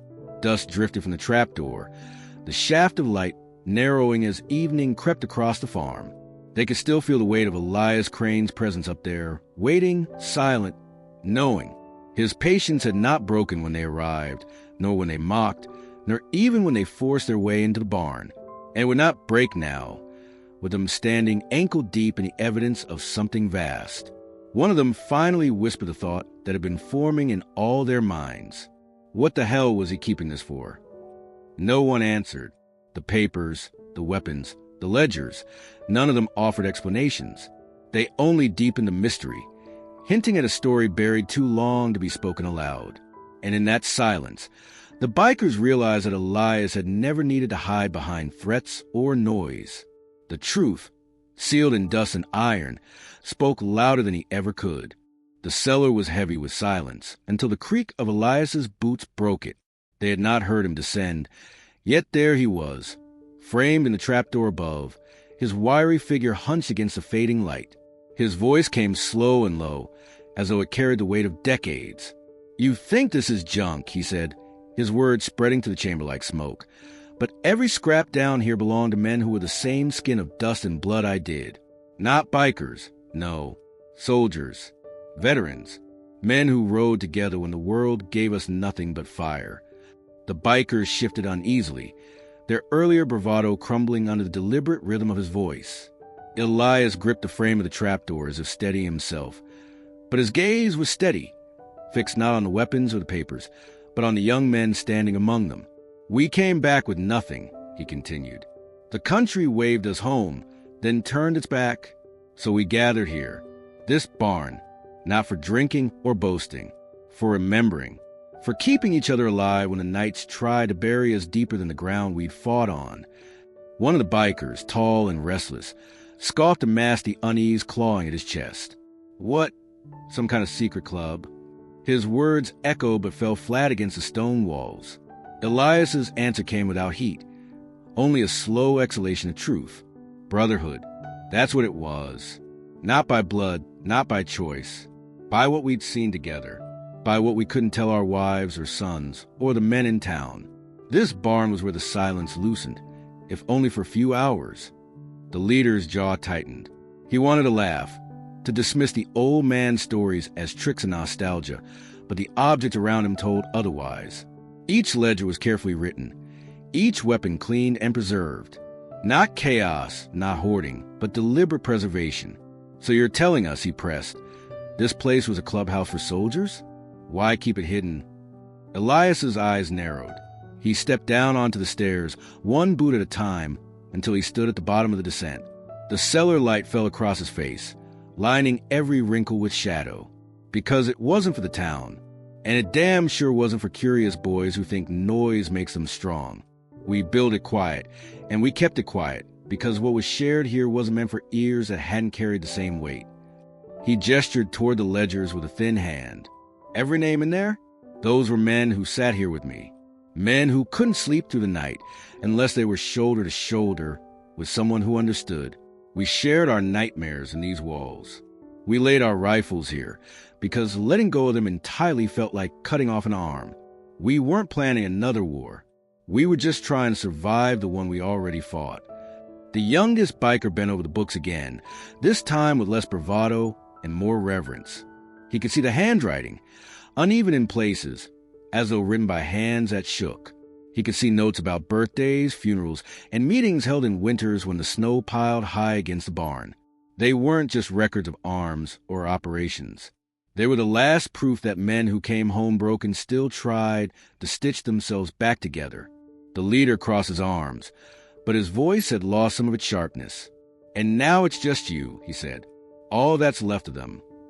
Elias's eyes softened, though the hardness in his jaw remained. "That's right. One by one, they went into the ground, some in this town, some far away. But I kept the place because forgetting them would have been the same as burying them twice. You walk into my barn thinking it's decay. What you're standing in is memory." The cellar seemed to shrink around them, not with menace, but with the press of something sacred. The bikers, who had ridden in with laughter and jeers, now stood quieter than they had been since stepping off their machines. Elias let the silence linger, heavy and unbroken, until it carved its truth into them. "You came looking for something to mock," he finally said. "But you found a place built by men who carried each other when no one else would. Echoes of brotherhood. Boys, louder than your engines, stronger than your fists. No one moved for a long while. The records and relics no longer look like relics of decay, but like anchors from another age." Elias's figure, frail and bent, seemed larger than the space itself, filled with the weight of men who were gone but not forgotten. And in that cellar, surrounded by iron and dust, the bikers realized that silence could thunder louder than any roar they had brought with them. The stillness below the barn pressed against the young men like a heavy hand on their shoulders. What had begun as a display of force, a ride into the countryside with their engines rattling the quiet out of the fields, was unraveling with each second spent in that cellar. The smell of oil, old wood, and dust clung to the air, but beneath it was something deeper, harder to name. It felt like walking into a place that belonged to another time, where voices had long since gone silent, but their weight had not lifted. The youngest of them shifted first, his boots scraping against the stone floor. His bravado had already drained from him when he saw the ledgers, when he traced the fading ink with his eyes. He felt the names staring back at him. Not just names, but fragments of men who had lived through something larger than anyone in their group could imagine. He did not want to admit it, but standing among those records felt like trespassing on graves. His eyes darted toward the trapdoor above, calculating a way back into the light. Another muttered under his breath, as if speaking too loudly would disturb the presence of what lingered here. "This ain't right," he said, but the words were swallowed quickly. The leader shot him a look, sharp and commanding, but even the leader's face betrayed the faintest flicker of unease. The mocking grin he had worn earlier faltered.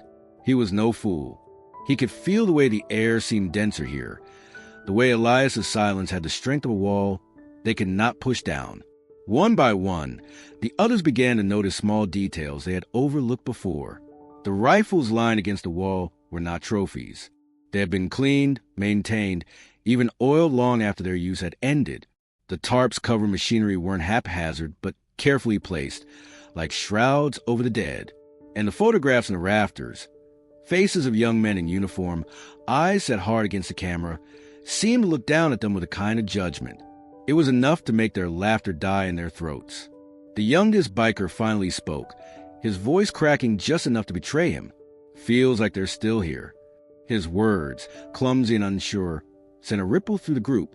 No one answered, not even the leader, but they all thought the same thing. The cellar did not feel abandoned. It felt occupied by something they could not touch or challenge. Above them, the farmer stood still, a quiet figure with his weathered hands resting on the railing of the stairs. He had not moved since his last words. His silence filled the cellar more thoroughly than their noise had when they arrived. One of the older bikers tugged at the edge of his jacket, as if suddenly cold. He told himself it was just the dampness of the underground, but the truth ran deeper. He felt unwelcome, not by Elias, not even by the barn itself, but by what had once gathered here. The leader tried to rally them, clearing his throat and straightening his stance. "It's just junk," he insisted, though his voice lacked the force it had before. No one seemed convinced, not even him. His words echoed hollow against the stone and wood, dying quickly in the stale air. He swallowed hard, hoping no one noticed. Outside, the sound of wind brushed across the siding of the barn. To the bikers, it almost sounded like whispers seeping through the cracks. They exchanged glances, their earlier unity replaced by the first seeds of doubt. Even the crunch of gravel under their boots when they had crossed the yard seemed preferable to this thick, waiting quiet. A young one edged closer to the trapdoor stairs, his chest tightened with the urge to leave. He had never been afraid of barns, nor of farmers, but this was something else entirely. Here was a space that felt alive with memory, and that memory was heavier than anything they had brought with them. He knew, though he would never say it aloud, that they had crossed a line without realizing it. Their unease grew not from fear of what Elias might do, but from the dawning realization that they stood in the shadow of men who had lived and died with a strength they could not match. They had mocked the barn as worthless, its decay as proof of failure, but now it loomed in their minds as something untouchable. Elias did not need to tell them to leave. His stillness spoke it, his silence commanded it, and though none of the bikers were ready to admit it, each of them felt the truth pressing against their chest. This was not their place, not their story, and not their ground to claim. One of the bikers, his hands dirted from brushing past a stack of crates, let out a short call to the others. His voice was hushed, almost reverent, but it carried across the cellar like the scrape of stone on stone. The group shifted toward him, boots crunching against gravel dust and the old timbers beneath their weight. Their flashlights swung with each step, slicing arcs of pale light over boxes, rifles, and the shapes of machines resting in shadows. Then the beam caught it. A stretch of wall darkened with rough lines, marks that had been hidden until light exposed them. At first glance, it looked like nothing more than scrawls, smudges left behind by smoke or the careless streaks of someone long gone. But as the light steadied and their eyes adjusted, the forms began to sharpen. Roads, rivers, markers, a map drawn in thick charcoal strokes across the stone. The bikers fell into silence, the kind that comes not from choice, but from instinct, a tightening in the chest when one knows something important is before them. The leader stepped closer, his earlier bravado nowhere in sight. He pressed his palm against the cool wall, tracing the charcoal lines with his fingertips. Routes ran like veins across the surface, branching and curling, connecting distant places to the farm where they now stood. Each line was deliberate, drawn with patience and knowledge. Alongside them were names. Some were first names only, others last names etched more firmly, as though they had needed to be remembered above all else. The youngest biker leaned in, squinting at one section where the markings clustered thickly. Next to the drawn curve of a riverbank were smaller symbols, boxes, cross circles, and arrows pointing to certain places. He stepped back with a shiver, realizing what they might mean. Hidden caches, supplies buried or stored, marked in code. These were not childish drawings, nor idle scratches from a man passing the time. This was a record, a network, stretching beyond the barn and into the very countryside they had ridden through, thinking it belonged only to fields and fences. The cellar seemed colder now. Their breath rose faintly in the light, mixing with the scent of chalk and stone. One muttered, "This is bigger than him," tilting his head toward Elias, who still stood at the foot of the stairs, a motionless sentinel. The farmer said nothing, only watching with the patience of someone who had long expected this moment to arrive. One of the older bikers reached out, brushing his hand near a name written larger than the others. His voice trembled as he read aloud, a surname that still carried weight in the county, tied to men buried decades ago with flags folded on their coffins. The realization spread like a ripple through the group. These weren't just routes for farm work or local errands. They were paths carved by men who had organized, who had planned, who had hidden things for reasons no one had ever told them. The leader forced a laugh, but it rang hollow. "Old men and their secrets," he muttered, though his hand lingered too long on the charcoal strokes for anyone to believe his dismissal. His eyes kept moving across the wall, searching, as if the map itself might suddenly reveal something personal, something meant for him. The others shifted uneasily, unable to shake the feeling that they had stumbled into a living record, one that had not been meant for them. One biker suggested aloud that they wipe it away, erase the wall before questions could dig into their nerves. Another shook his head firmly. The thought of touching it, of destroying what had been carefully set down in this hidden place, felt almost sacrilegious. It was one thing to mock a barn from the outside. It was another to desecrate a memory etched into stone. The silence thickened until even their breath seemed too loud. Elias finally moved, stepping closer, his boots slow and deliberate. His hand, scarred and worn from decades of work, gestured toward the map with the faintest lift of his fingers. His voice, when it came, was low but steady. He told them it was no ordinary drawing. Each line had been walked. Each cache had been built with hands that had fought, that had carried not just rifles, but burdens they could not speak of. The barn, the cellar, the very farm itself had been a meeting ground for men bound not by rebellion or crime, but by brotherhood forged in blood and silence. The bikers did not know where to look. Their eyes flicked from the wall to the farmer to one another, caught between disbelief and the prickling certainty that every word was true. They had come expecting to intimidate an old man, to shake loose a secret for their own amusement. Instead, they found themselves staring at a map that stretched farther than they could imagine, one that hinted at a story written across the very land they lived on. No one spoke after that. They stood still, the weight of the cellar pressing down, the lines on the wall branding themselves into their minds. For the first time, they understood why the farmer had not needed to raise his voice. The land, the barn, and the memory etched into its stone spoke louder than any threat. And standing before it, they realized that their noise, their presence, was nothing compared to the silence of what had come before. The cellar air was close and heavy, each breath thick with the scent of earth and oil that had seeped into wood and stone over generations. The bikers lingered in a hesitant half-circle around the charcoal map, their flashlights jittering, as though their hands couldn't quite stay steady. The wall, marked with routes and names, seemed to press back at them, a reminder that this hidden place carried weight they had not expected. For all their noise on the road, for all the swagger they carried in their leather and steel, here they stood unsure, boys at the edge of something older and stronger than themselves. Elias remained near the foot of the stairs, unmoving at first, his figure shaped by shadows and the dim glow of lantern light from above.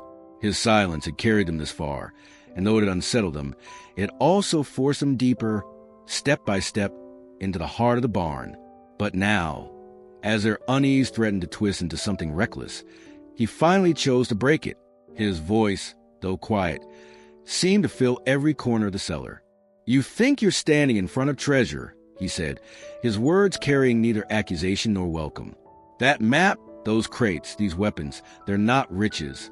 They're weight. They're what men carried when they bled, when they came back with less than they left with."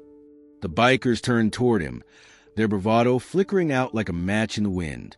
The leader tried to hold on to it, narrowing his eyes and forcing a smirk, but it was strained, his confidence cracked by something deeper than the farmer's tone. "Looks like stashed gear and routes," he said, attempting to laugh. "That kind of thing's worth something. Don't tell me you kept it all hidden, because it's nothing." Elias stepped closer, each movement deliberate, his boots scraping against the packed soil. He raised a hand, not to threaten, but to draw their eyes back to the map etched on the wall. "What you see is what was left behind, not what was taken away. Men marked those lines so they could find one another when the world above forgot them. They carried crates like these not because they wanted gold or land, but because they had lost too much to leave it lying in the dirt." The cellar grew quieter. Even the creak of beams above seemed to still. The bikers' eyes shifted toward the crates they had opened, rows of rifles, tools, documents tied with string, not untouched, but carefully preserved. Nothing about them spoke of greed. Everything spoke of preparation, of survival, of men making certain their sacrifices weren't swallowed by silence. One of the younger bikers swallowed hard, the sound loud in the thick air. "Why keep it here?" he asked, his voice thin. "Why not let it go? Let the past die with them?" The farmer's eyes narrowed slightly, and in the lantern light, they looked almost reflective, like glass hardened by fire. "Because forgetting isn't peace. It's weakness. These men gave everything they had to hold this ground, to leave behind more than empty graves. What's down here isn't mine alone. It belongs to those who understood what it cost. You stand here now, thinking it's yours to touch, yours to claim. But if you take it without knowing its weight, you'll carry the curse of it on your backs." The leader snorted, but there was no strength in it. He glanced at the map again and shifted his stance as though he wanted to back away, but couldn't admit it. He tried to force humor, saying, "You make it sound like ghosts are guarding this place." Elias didn't smile. Ghosts guard nothing. Memory does. And memory is heavier than any chain you've ever wrapped around your wheels. He let the words hang, each one measured and slow, heavy as the air they breathed. These lines on the wall were written by men who had nothing left but each other. If you look at it as treasure, you betray them. If you see it as a responsibility, then you'll understand why it has stayed hidden this long. The silence afterward pressed down on all of them. The bikers shifted in place, unable to meet the farmer's gaze for long. Some stared at the dirt, some at the weapons stacked like relics, others at the map that seemed darker and more forbidding with every passing second. They had come for noise, for confrontation, maybe even for spoils. But what they had found was a burden none of them had asked to carry. Elias turned away then, climbing a single step back toward a barn above, his back straight despite his years. His final words echoed into the cellar, spoken not with threat, but with a solemn weight that none of them could ignore. Decide now, leave it as it was meant to be left, or stay here and learn what it means to hold a memory of men braver than you'll ever be. No one moved. The cellar, once merely a hidden room beneath an old barn, now felt like a chamber of judgment. And as the bikers stood there in their silence, they realized the farmer had not given them permission to discover anything. He had given them a warning. The cellar's air grew thicker the longer they lingered. Dust drifted in the light of their flashlights, disturbed by each nervous shuffle of boots on packed earth. The leader's jaw worked as he stared at the crates and ledgers stacked in shadows, unwilling to accept what the old farmer had told them. His voice came sharp and grating, meant to reassert control, but trembling just faintly at the edges. "You can say what you want about sacrifice and memory," he said, sneering as if to cloak his unease. "But weapons are weapons. Records are records. They're worth something. Maybe not to you, old man, but to people who know how to use them, to people like us." The words echoed, bouncing against stone walls until they felt larger than the man himself.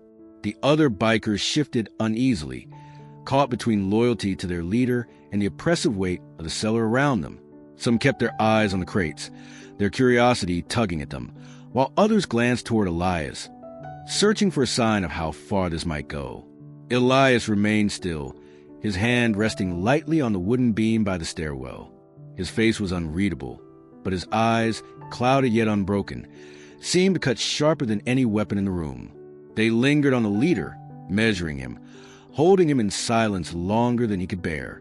When he finally spoke, the sound was low and steady, but each word landed with the firmness of a hammer. "You see value because you've never carried the cost. To you, a rifle is a payday. To the men who left these here, it was another day alive bought with blood." His tone hardened, more iron than the rust of machinery above. "These papers don't mean money. They mean names. Men who trusted this place would hold what the world wouldn't honor. If you think that's yours to sell, then you've already proven you don't belong down here."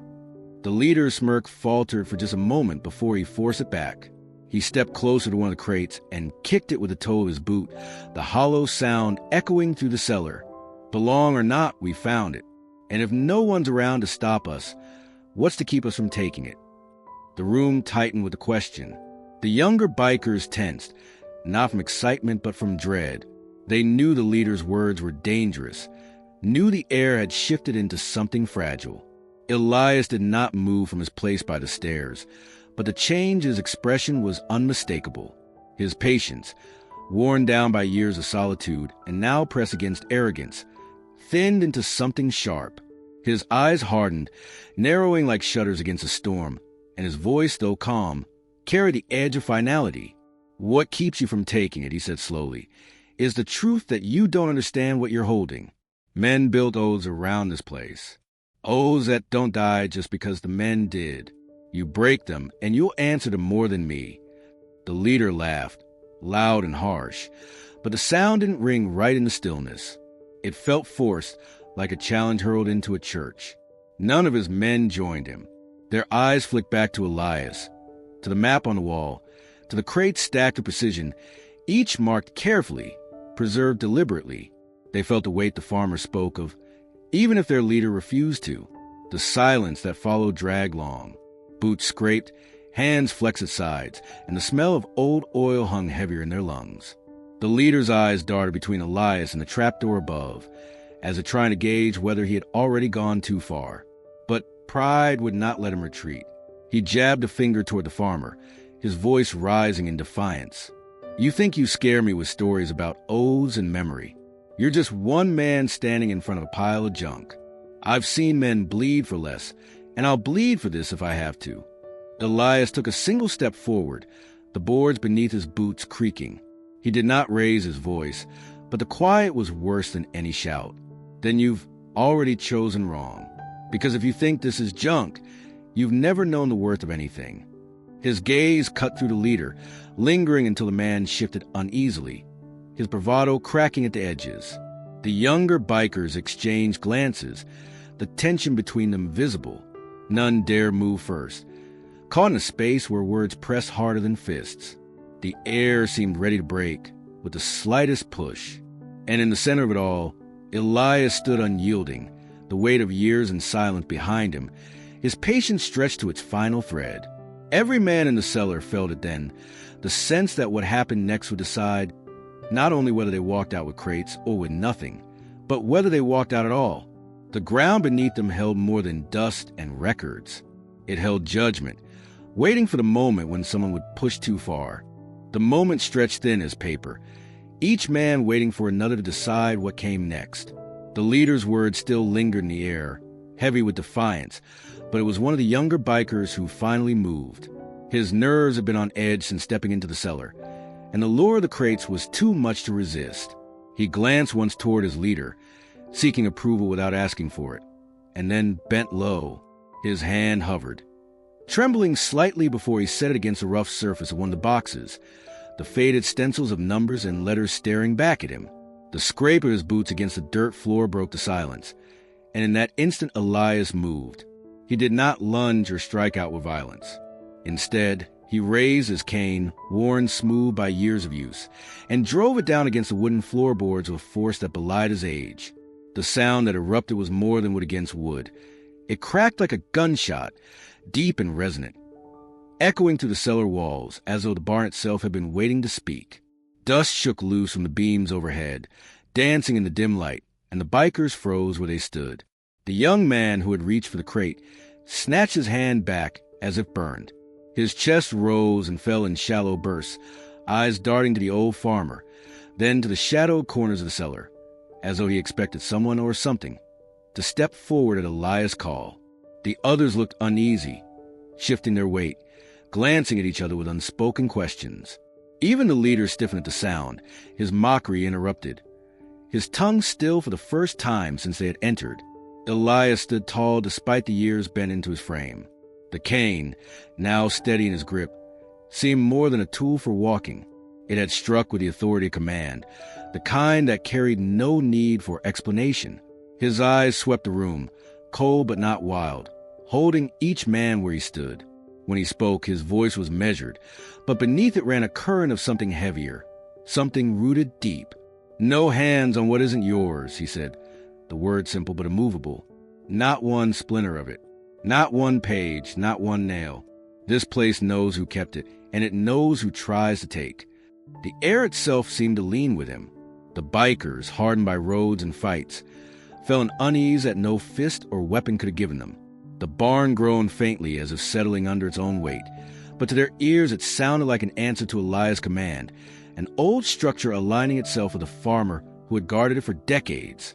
The smell of earth and oil seemed sharper now, pressing at their lungs, reminding them of how small they were in a place where history had been buried deeper than they understood.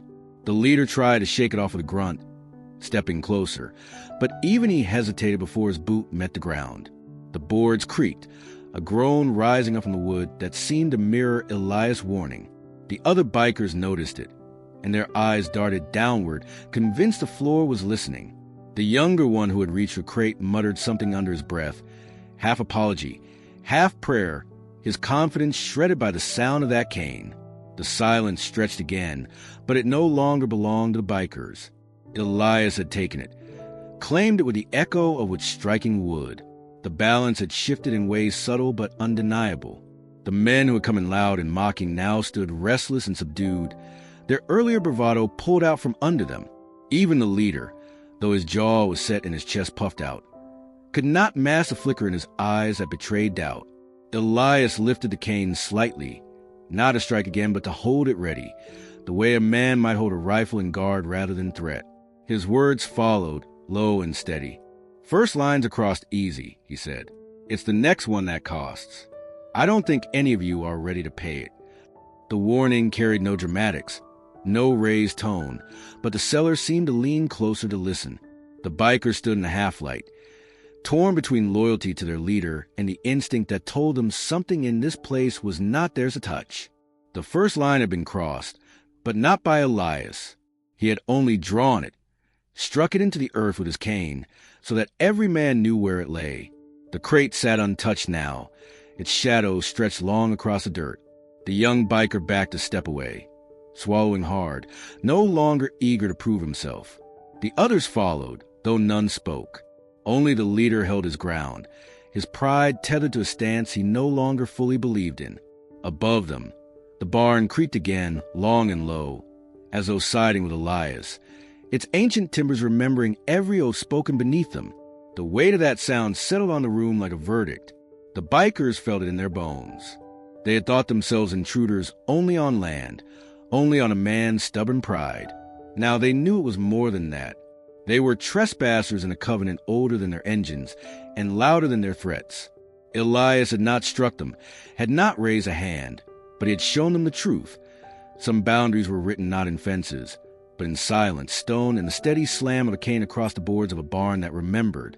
The tension lingered heavy in the cellar, but Elias did not let it stretch too far. His cane steadied him as he stepped forward, each movement slow but certain, like a man crossing into familiar ritual. The bikers watched with uneasy breaths, their eyes following him as though afraid that even the scrape of their boots might disturb something better left untouched. Elias reached the nearest crate, the one that had nearly been pried open moments before, and crouched with deliberate care. His fingers traced the edge of the wood, rough with age, and then he pulled it back, not with force, but with the steadiness of someone who had done it many times before. The hinges gave a groan that rose up into the low ceiling, metal long and used, protesting the reveal of its contents. Dust lifted in pale clouds, carrying the scent of oil and paper, of time itself sealed tight. Within the crate lay not weapons or riches, not the kind of spoils the bikers had conjured in their imaginations, but something far heavier in meaning. Elias reached in, his hand steady as he withdrew the first piece, a folded flag, its fabric darkened from years but still holding the solemnity of its stars. He laid it across the lid of the crate with reverence, smoothing it as though smoothing the memory of the man it had once been draped for. Next came metals, their ribbons frayed, but their metal catching what little light the cellar offered. Bronze, silver, a glint of gold, each one resting carefully atop the flag, their colors faded but their weight unchanged. The bikers shifted, some stepping closer despite themselves, their eyes narrowing at the sight. One of them muttered under his breath, unable to mask the unease that tightened his jaw. These were not trophies. They were markers of sacrifice, each metal carried with a silence that no laughter could chase away. Elias reached again, this time bringing out letters bound in twine. The paper was yellowed, edges curled, but still intact. He untied the knot with the same care he had shown the flag, as if even the simple act of loosening it deserved respect. The handwriting within was uneven, scrawled in haste, ink blotted where emotion had pressed too hard. He didn't need to read them aloud.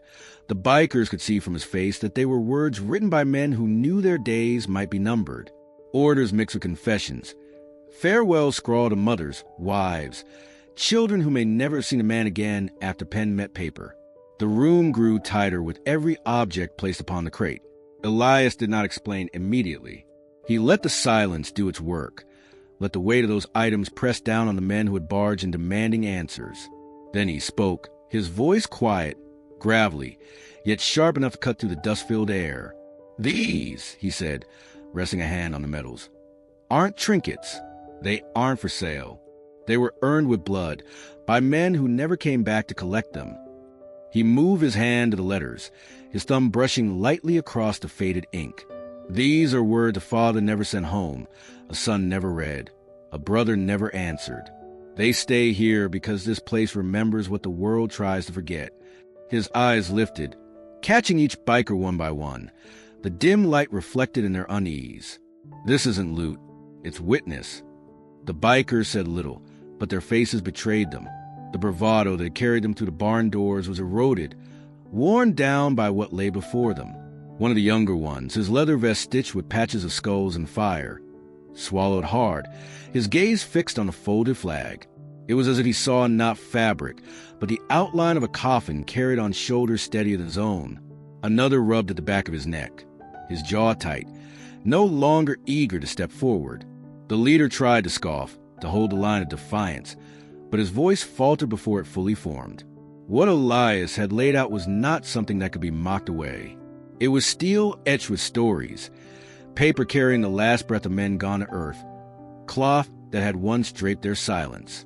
Even the barn itself seemed to lean closer, its beams dark and strong, as though approving the unveiling. Elias stood taller now, the cane less a support and more staff authority. He let the bikers stare as long as they needed, let them see that nothing in those crates could be bought or stolen without carrying the curse of disrespect. His silence afterward was not empty, but full, filled with the weight of history that had chosen him to bear it. The bikers, who had come expecting defiance they could break, now stood facing reverence they could not touch. The items on the crate glowed faintly in the low light, each one a fragment of stories etched not in ink alone, but in steel, in cloth, in sacrifice. Together they made the cellar feel less like a hiding place and more like a shrine. Elias did not call it that, but the men felt it all the same. A place set apart, guarded not by locks or guns, but by the silence of one man who had lived long enough to remember when these items were placed there by grieving hands. None of the bikers reached forward now. The crates might still have tempted them with secrets, but what Elias had chosen to show was proof that this place was not built for thieves. It was built for memory, for the echoes of men who had once stood shoulder to shoulder in life and now lay side by side in the dust of forgotten battlefields. Elias did not need to say more. The stories had been etched long before their arrival, written in steel and silence. Word spread faster than the bikers could have imagined. By the next morning, whispers had crossed fences, drifted through shops, and carried along sidewalks. The barn that had always been just part of the backdrop of their rides was suddenly the center of gravity for the town. Neighbors who had once kept their distance now looked toward the farmer's land with new awareness. They did not come in anger or curiosity alone, but with something more deliberate, recognition. The bikers, who had swaggered through gravel and shadows with bravado, now felt the weight of being watched not by fearful onlookers, but by men who had lived through what those crates represented. The first to arrive were the older veterans, men long stooped with age but still sharp in the eyes. They came in pickup trucks that coughed smoke, in sedans that had seen decades of winters, some leaning on canes much like Elias himself. One by one they made their way into the barn, not rushing, but stepping as though entering a sanctuary. Their boots crunched gravel in the yard with the same measured rhythm once heard on parade grounds.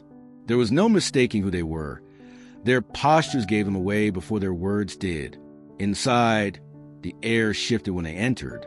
The bikers, scattered near the walls and crates, tried to hold on to their indifference, but the weight of presence changed the room. The veterans said little at first. They looked around, their gazes pausing on the tarp machinery, the crates still half open, and finally on the spread Elias had laid bare, medals, folded flags, letters, each piece resting on like relics on an altar. Their faces hardened, not with anger, but with the solemn recognition of things they understood too well. One of the veterans, a man with a stiff gait and a deep scar running from his temple down past his jaw, touched the edge of a letter with trembling fingers.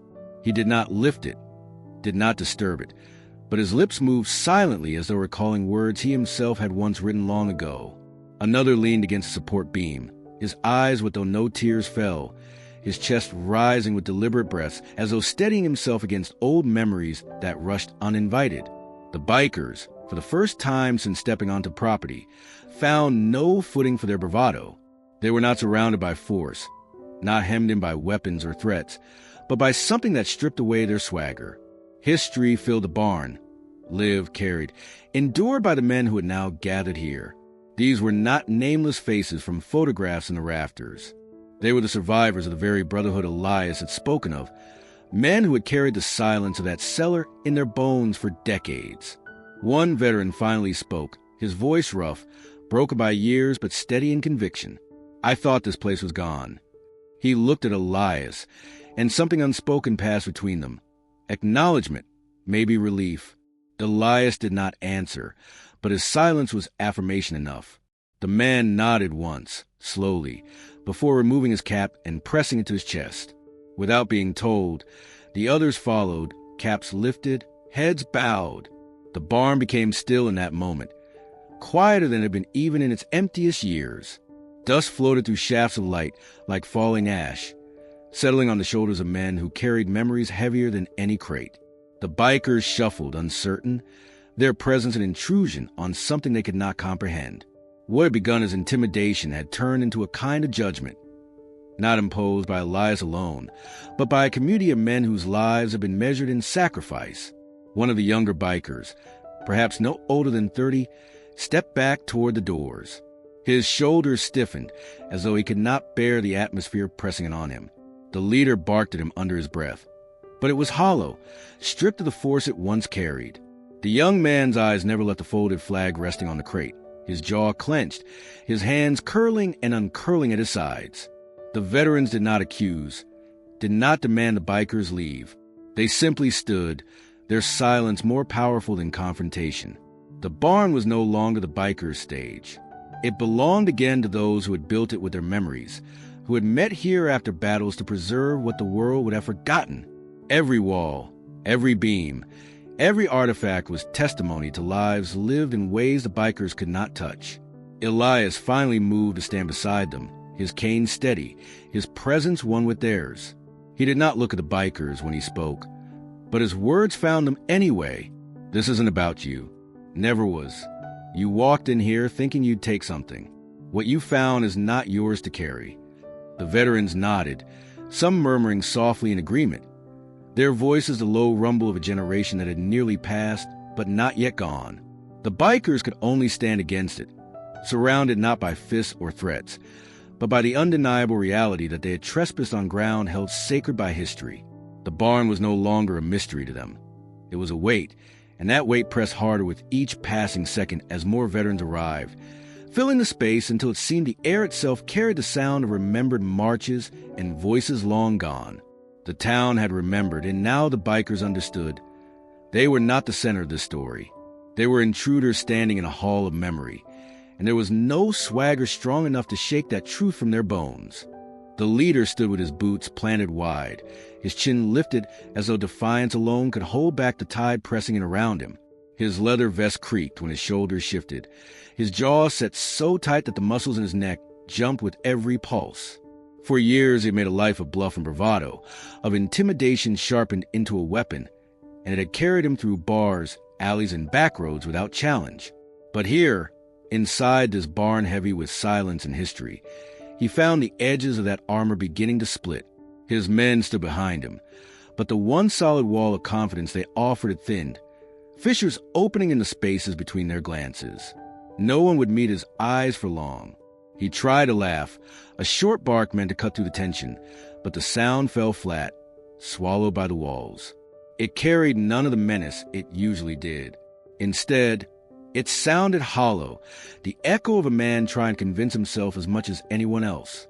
"So this is it?" he said, sweeping his hand toward the crates, the photographs, the men standing watchful and silent. "A pile of junk and some old flags? You're all standing around like it's holy ground." He smirked, but the corners of his mouth trembled. His men shifted uneasily. One dragged his boot across the dirt floor, avoiding the gaze of the veterans who stood shoulder to shoulder near the walls. Another fiddled with the zipper of his jacket, the metallic rasp betraying nerves that words couldn't hide. Their postures sagged, shoulders no longer squared with the sharp defiance they'd shown earlier.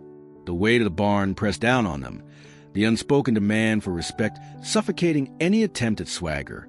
Elias leaned on his cane, his expression unchanged. He didn't need to speak. The veterans flanking him said nothing either, but their silence was heavier than any words. It filled the space like smoke, surrounding the leader, closing off every direction he might have turned.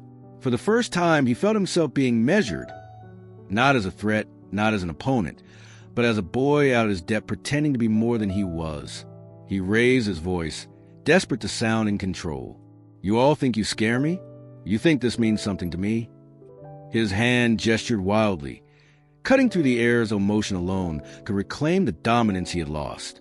But his men weren't nodding this time, weren't following the rhythm of his words. They stood scattered, each one isolated in his own unease, and when his eyes darted to them for support, he found only hesitation. One of the younger riders, the same who had faltered near the cellar door earlier, finally broke the silence. His voice was low, barely more than a mutter, but it carried through the room. "Boss, maybe we shouldn't push this." His words hung in the air, fragile but undeniable, and the leader's face flushed red with fury. He spun on him, fingers stabbing the air. "Don't you dare tell me what we should or shouldn't do." But the anger, though loud, cracked at the edges, revealing the truth beneath it: fear. The younger biker did not respond, only looked away, shame in his eyes but also relief, as though speaking the thought had unshackled him from something. The others followed suit, eyes drifting to ground, to the veterans, to Elias. Anywhere but the leader. Their silence wasn't loyalty anymore. It was distance. The veterans remained unmoving, but their presence tightened like a noose. Every second made it clearer. The leader had no ground left to stand on.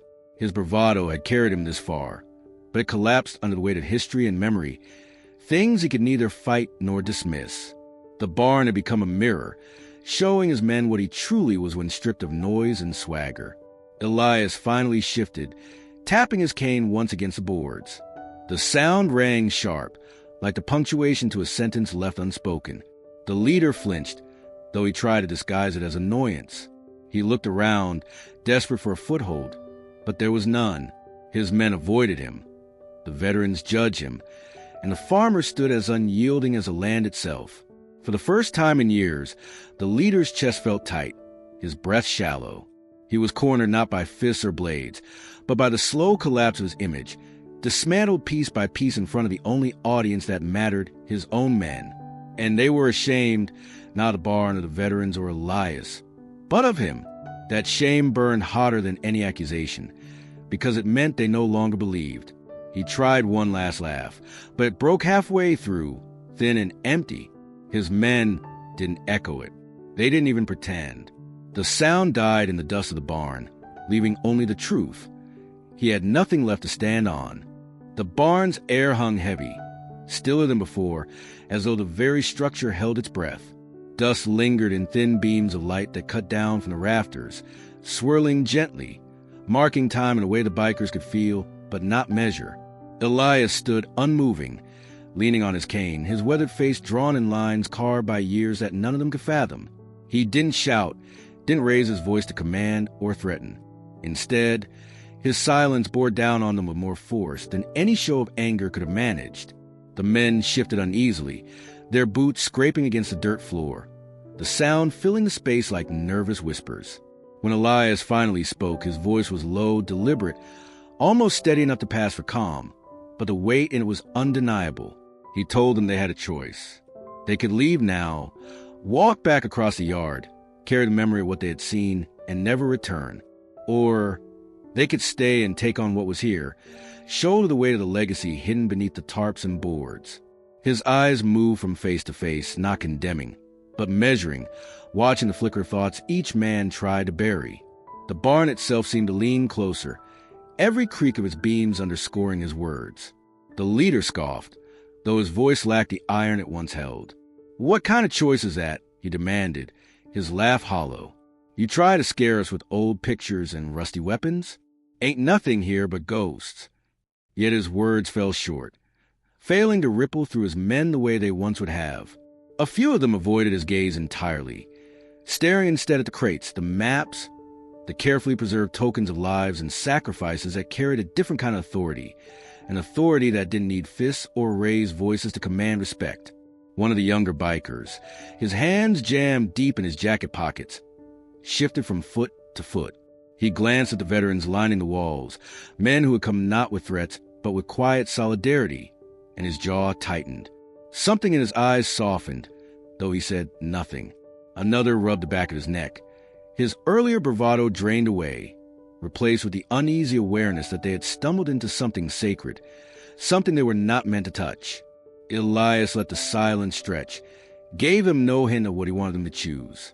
He simply stood, waiting, as if time itself would reveal the truth in their hearts. His presence was like the lamb beyond the barn, unyielding, patient, unwilling to bend to force. He reminded them, without needing to say it, that choices made here would mark them long after they left. The leader bristled, his pride clawing at him. He turned on his men, searching their faces for affirmation, for the nods and smirks that usually reinforce his authority. Instead, he found hesitation, uncertainty, and in some, shame. One muttered under his breath, "Maybe we should go." It was barely audible, but the leader's head snapped toward him, eyes flashing. "What did you say?" The man didn't repeat himself. He didn't need to. The crack in the leader's grip was plain for all to see. A veteran, standing near the wall with arms folded, finally spoke, his tone level but firm. "This place isn't for you to take. It's for you to understand. Some things aren't meant to be owned."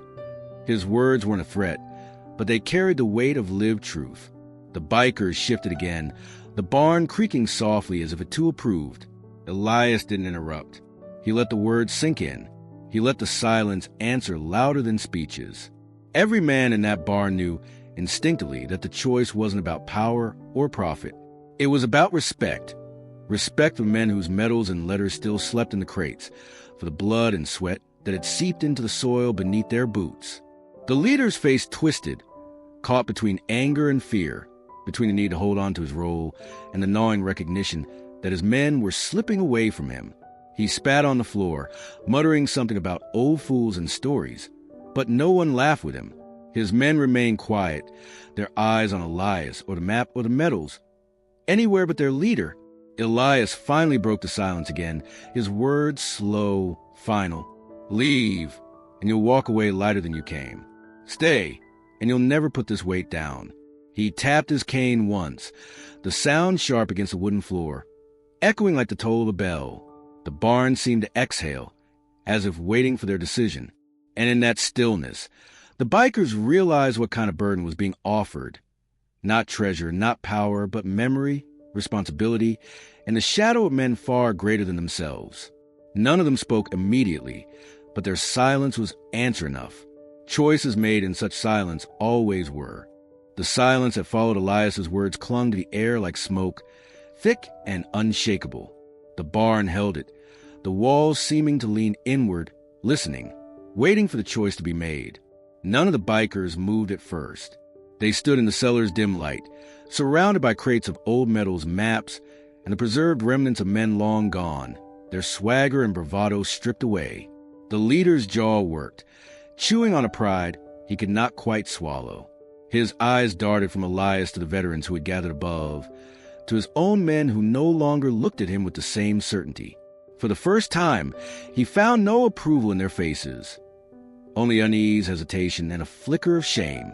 It was one of the younger bikers who shifted first, glancing toward the stairs that led back up the barn. His boots scuffed against the dirt floor as he moved, not a bold stride but a careful retreat, as though he feared the very place would lash out if he moved too quickly. Another followed, his eyes cast downward, unwilling to meet Elias's steady gaze. No one said anything, no loud declaration of surrender, no apology, no argument. Their silence spoke for them. It was a silence weighted not with respect, but with the raw, undeniable knowledge that they were intruders here, unwelcome not by force, but by history itself. The leader barked out a bitter laugh, trying to hold on to authority. "That's it? You're all just walking out." His voice cracked with disbelief, but no one answered him. The sound of boots on the cellar stairs was louder than his laugh, more final than any retort could be. One by one, the men climbed upward, their shoulders hunched, their once proud steps softened into something quieter, almost reverent. When they emerged into the barn again, the air felt different. The sunlight streaming through the cracks in the board seemed sharper, as if the barn itself had marked their intrusion and now dismissed them. The veterans who had gathered stood in quiet rows, not blocking the exit, not threatening, just waiting. Their presence was enough. The bikers walked between them, stripped of the dominance they had carried into this place. Not a hand was raised against them, but their retreat had all the weight of defeat. Outside, the gravel yard stretched open and exposed. The engines of their bikes gleamed in the daylight, waiting, familiar and safe compared to shadows they left behind. One by one they approached, their silence broken only by the metallic clink of chains against chrome and the turning of keys in ignitions. The engines sputtered to life, their roar tearing across the open land, a noise that once symbolized their strength but now sounded hollow, desperate. A retreat disguised as thunder. The leader emerged last, his shoulders squared, his chin lifted in defiance that no longer had an audience. His men had already mounted their bikes, some staring straight ahead, others refusing to meet his eye. He stood a moment longer, glaring back toward the barn where Elias still lingered in the doorway, his cane planted firm against the boards. Their eyes locked, neither man speaking, the silence between them deeper than any insult. Then, with a sharp turn, the leader swung his leg over his bike and gunned the engine. Gravel scattered under his wheels as he pulled away, the sound merging with the others until it became one long, fading roar. As the dust rose behind them, the farm returned to its quiet. The veterans remained, standing watch as the noise dwindled into the distance. The bikers had come like a storm, loud and threatening, but they left scattered, diminished, their exit less like a conquest and more like the closing of a door they could never reopen. Elias didn't move until the last echo of engines disappeared over the horizon. Only then did he lift his gaze toward the others, the barn at his back and the empty road before him. What lingered was not victory in the usual sense. There had been no fight, no blows exchanged, no blood spilled. What remained was heavier, the knowledge that some things cannot be taken, only respected, and that leaving was the closest thing to understanding those bikers would ever achieve. The farm, the barn, the history it held. It endured unbroken, while those who thought themselves powerful enough to claim it retreated into the distance, smaller now than when they had arrived. The days stretched long across the land, its final hours unfolding with the heavy calm that comes after disturbance. The gravel yard lay empty now, marked only by the fading tracks of tires and the dust that had settled unevenly in the air.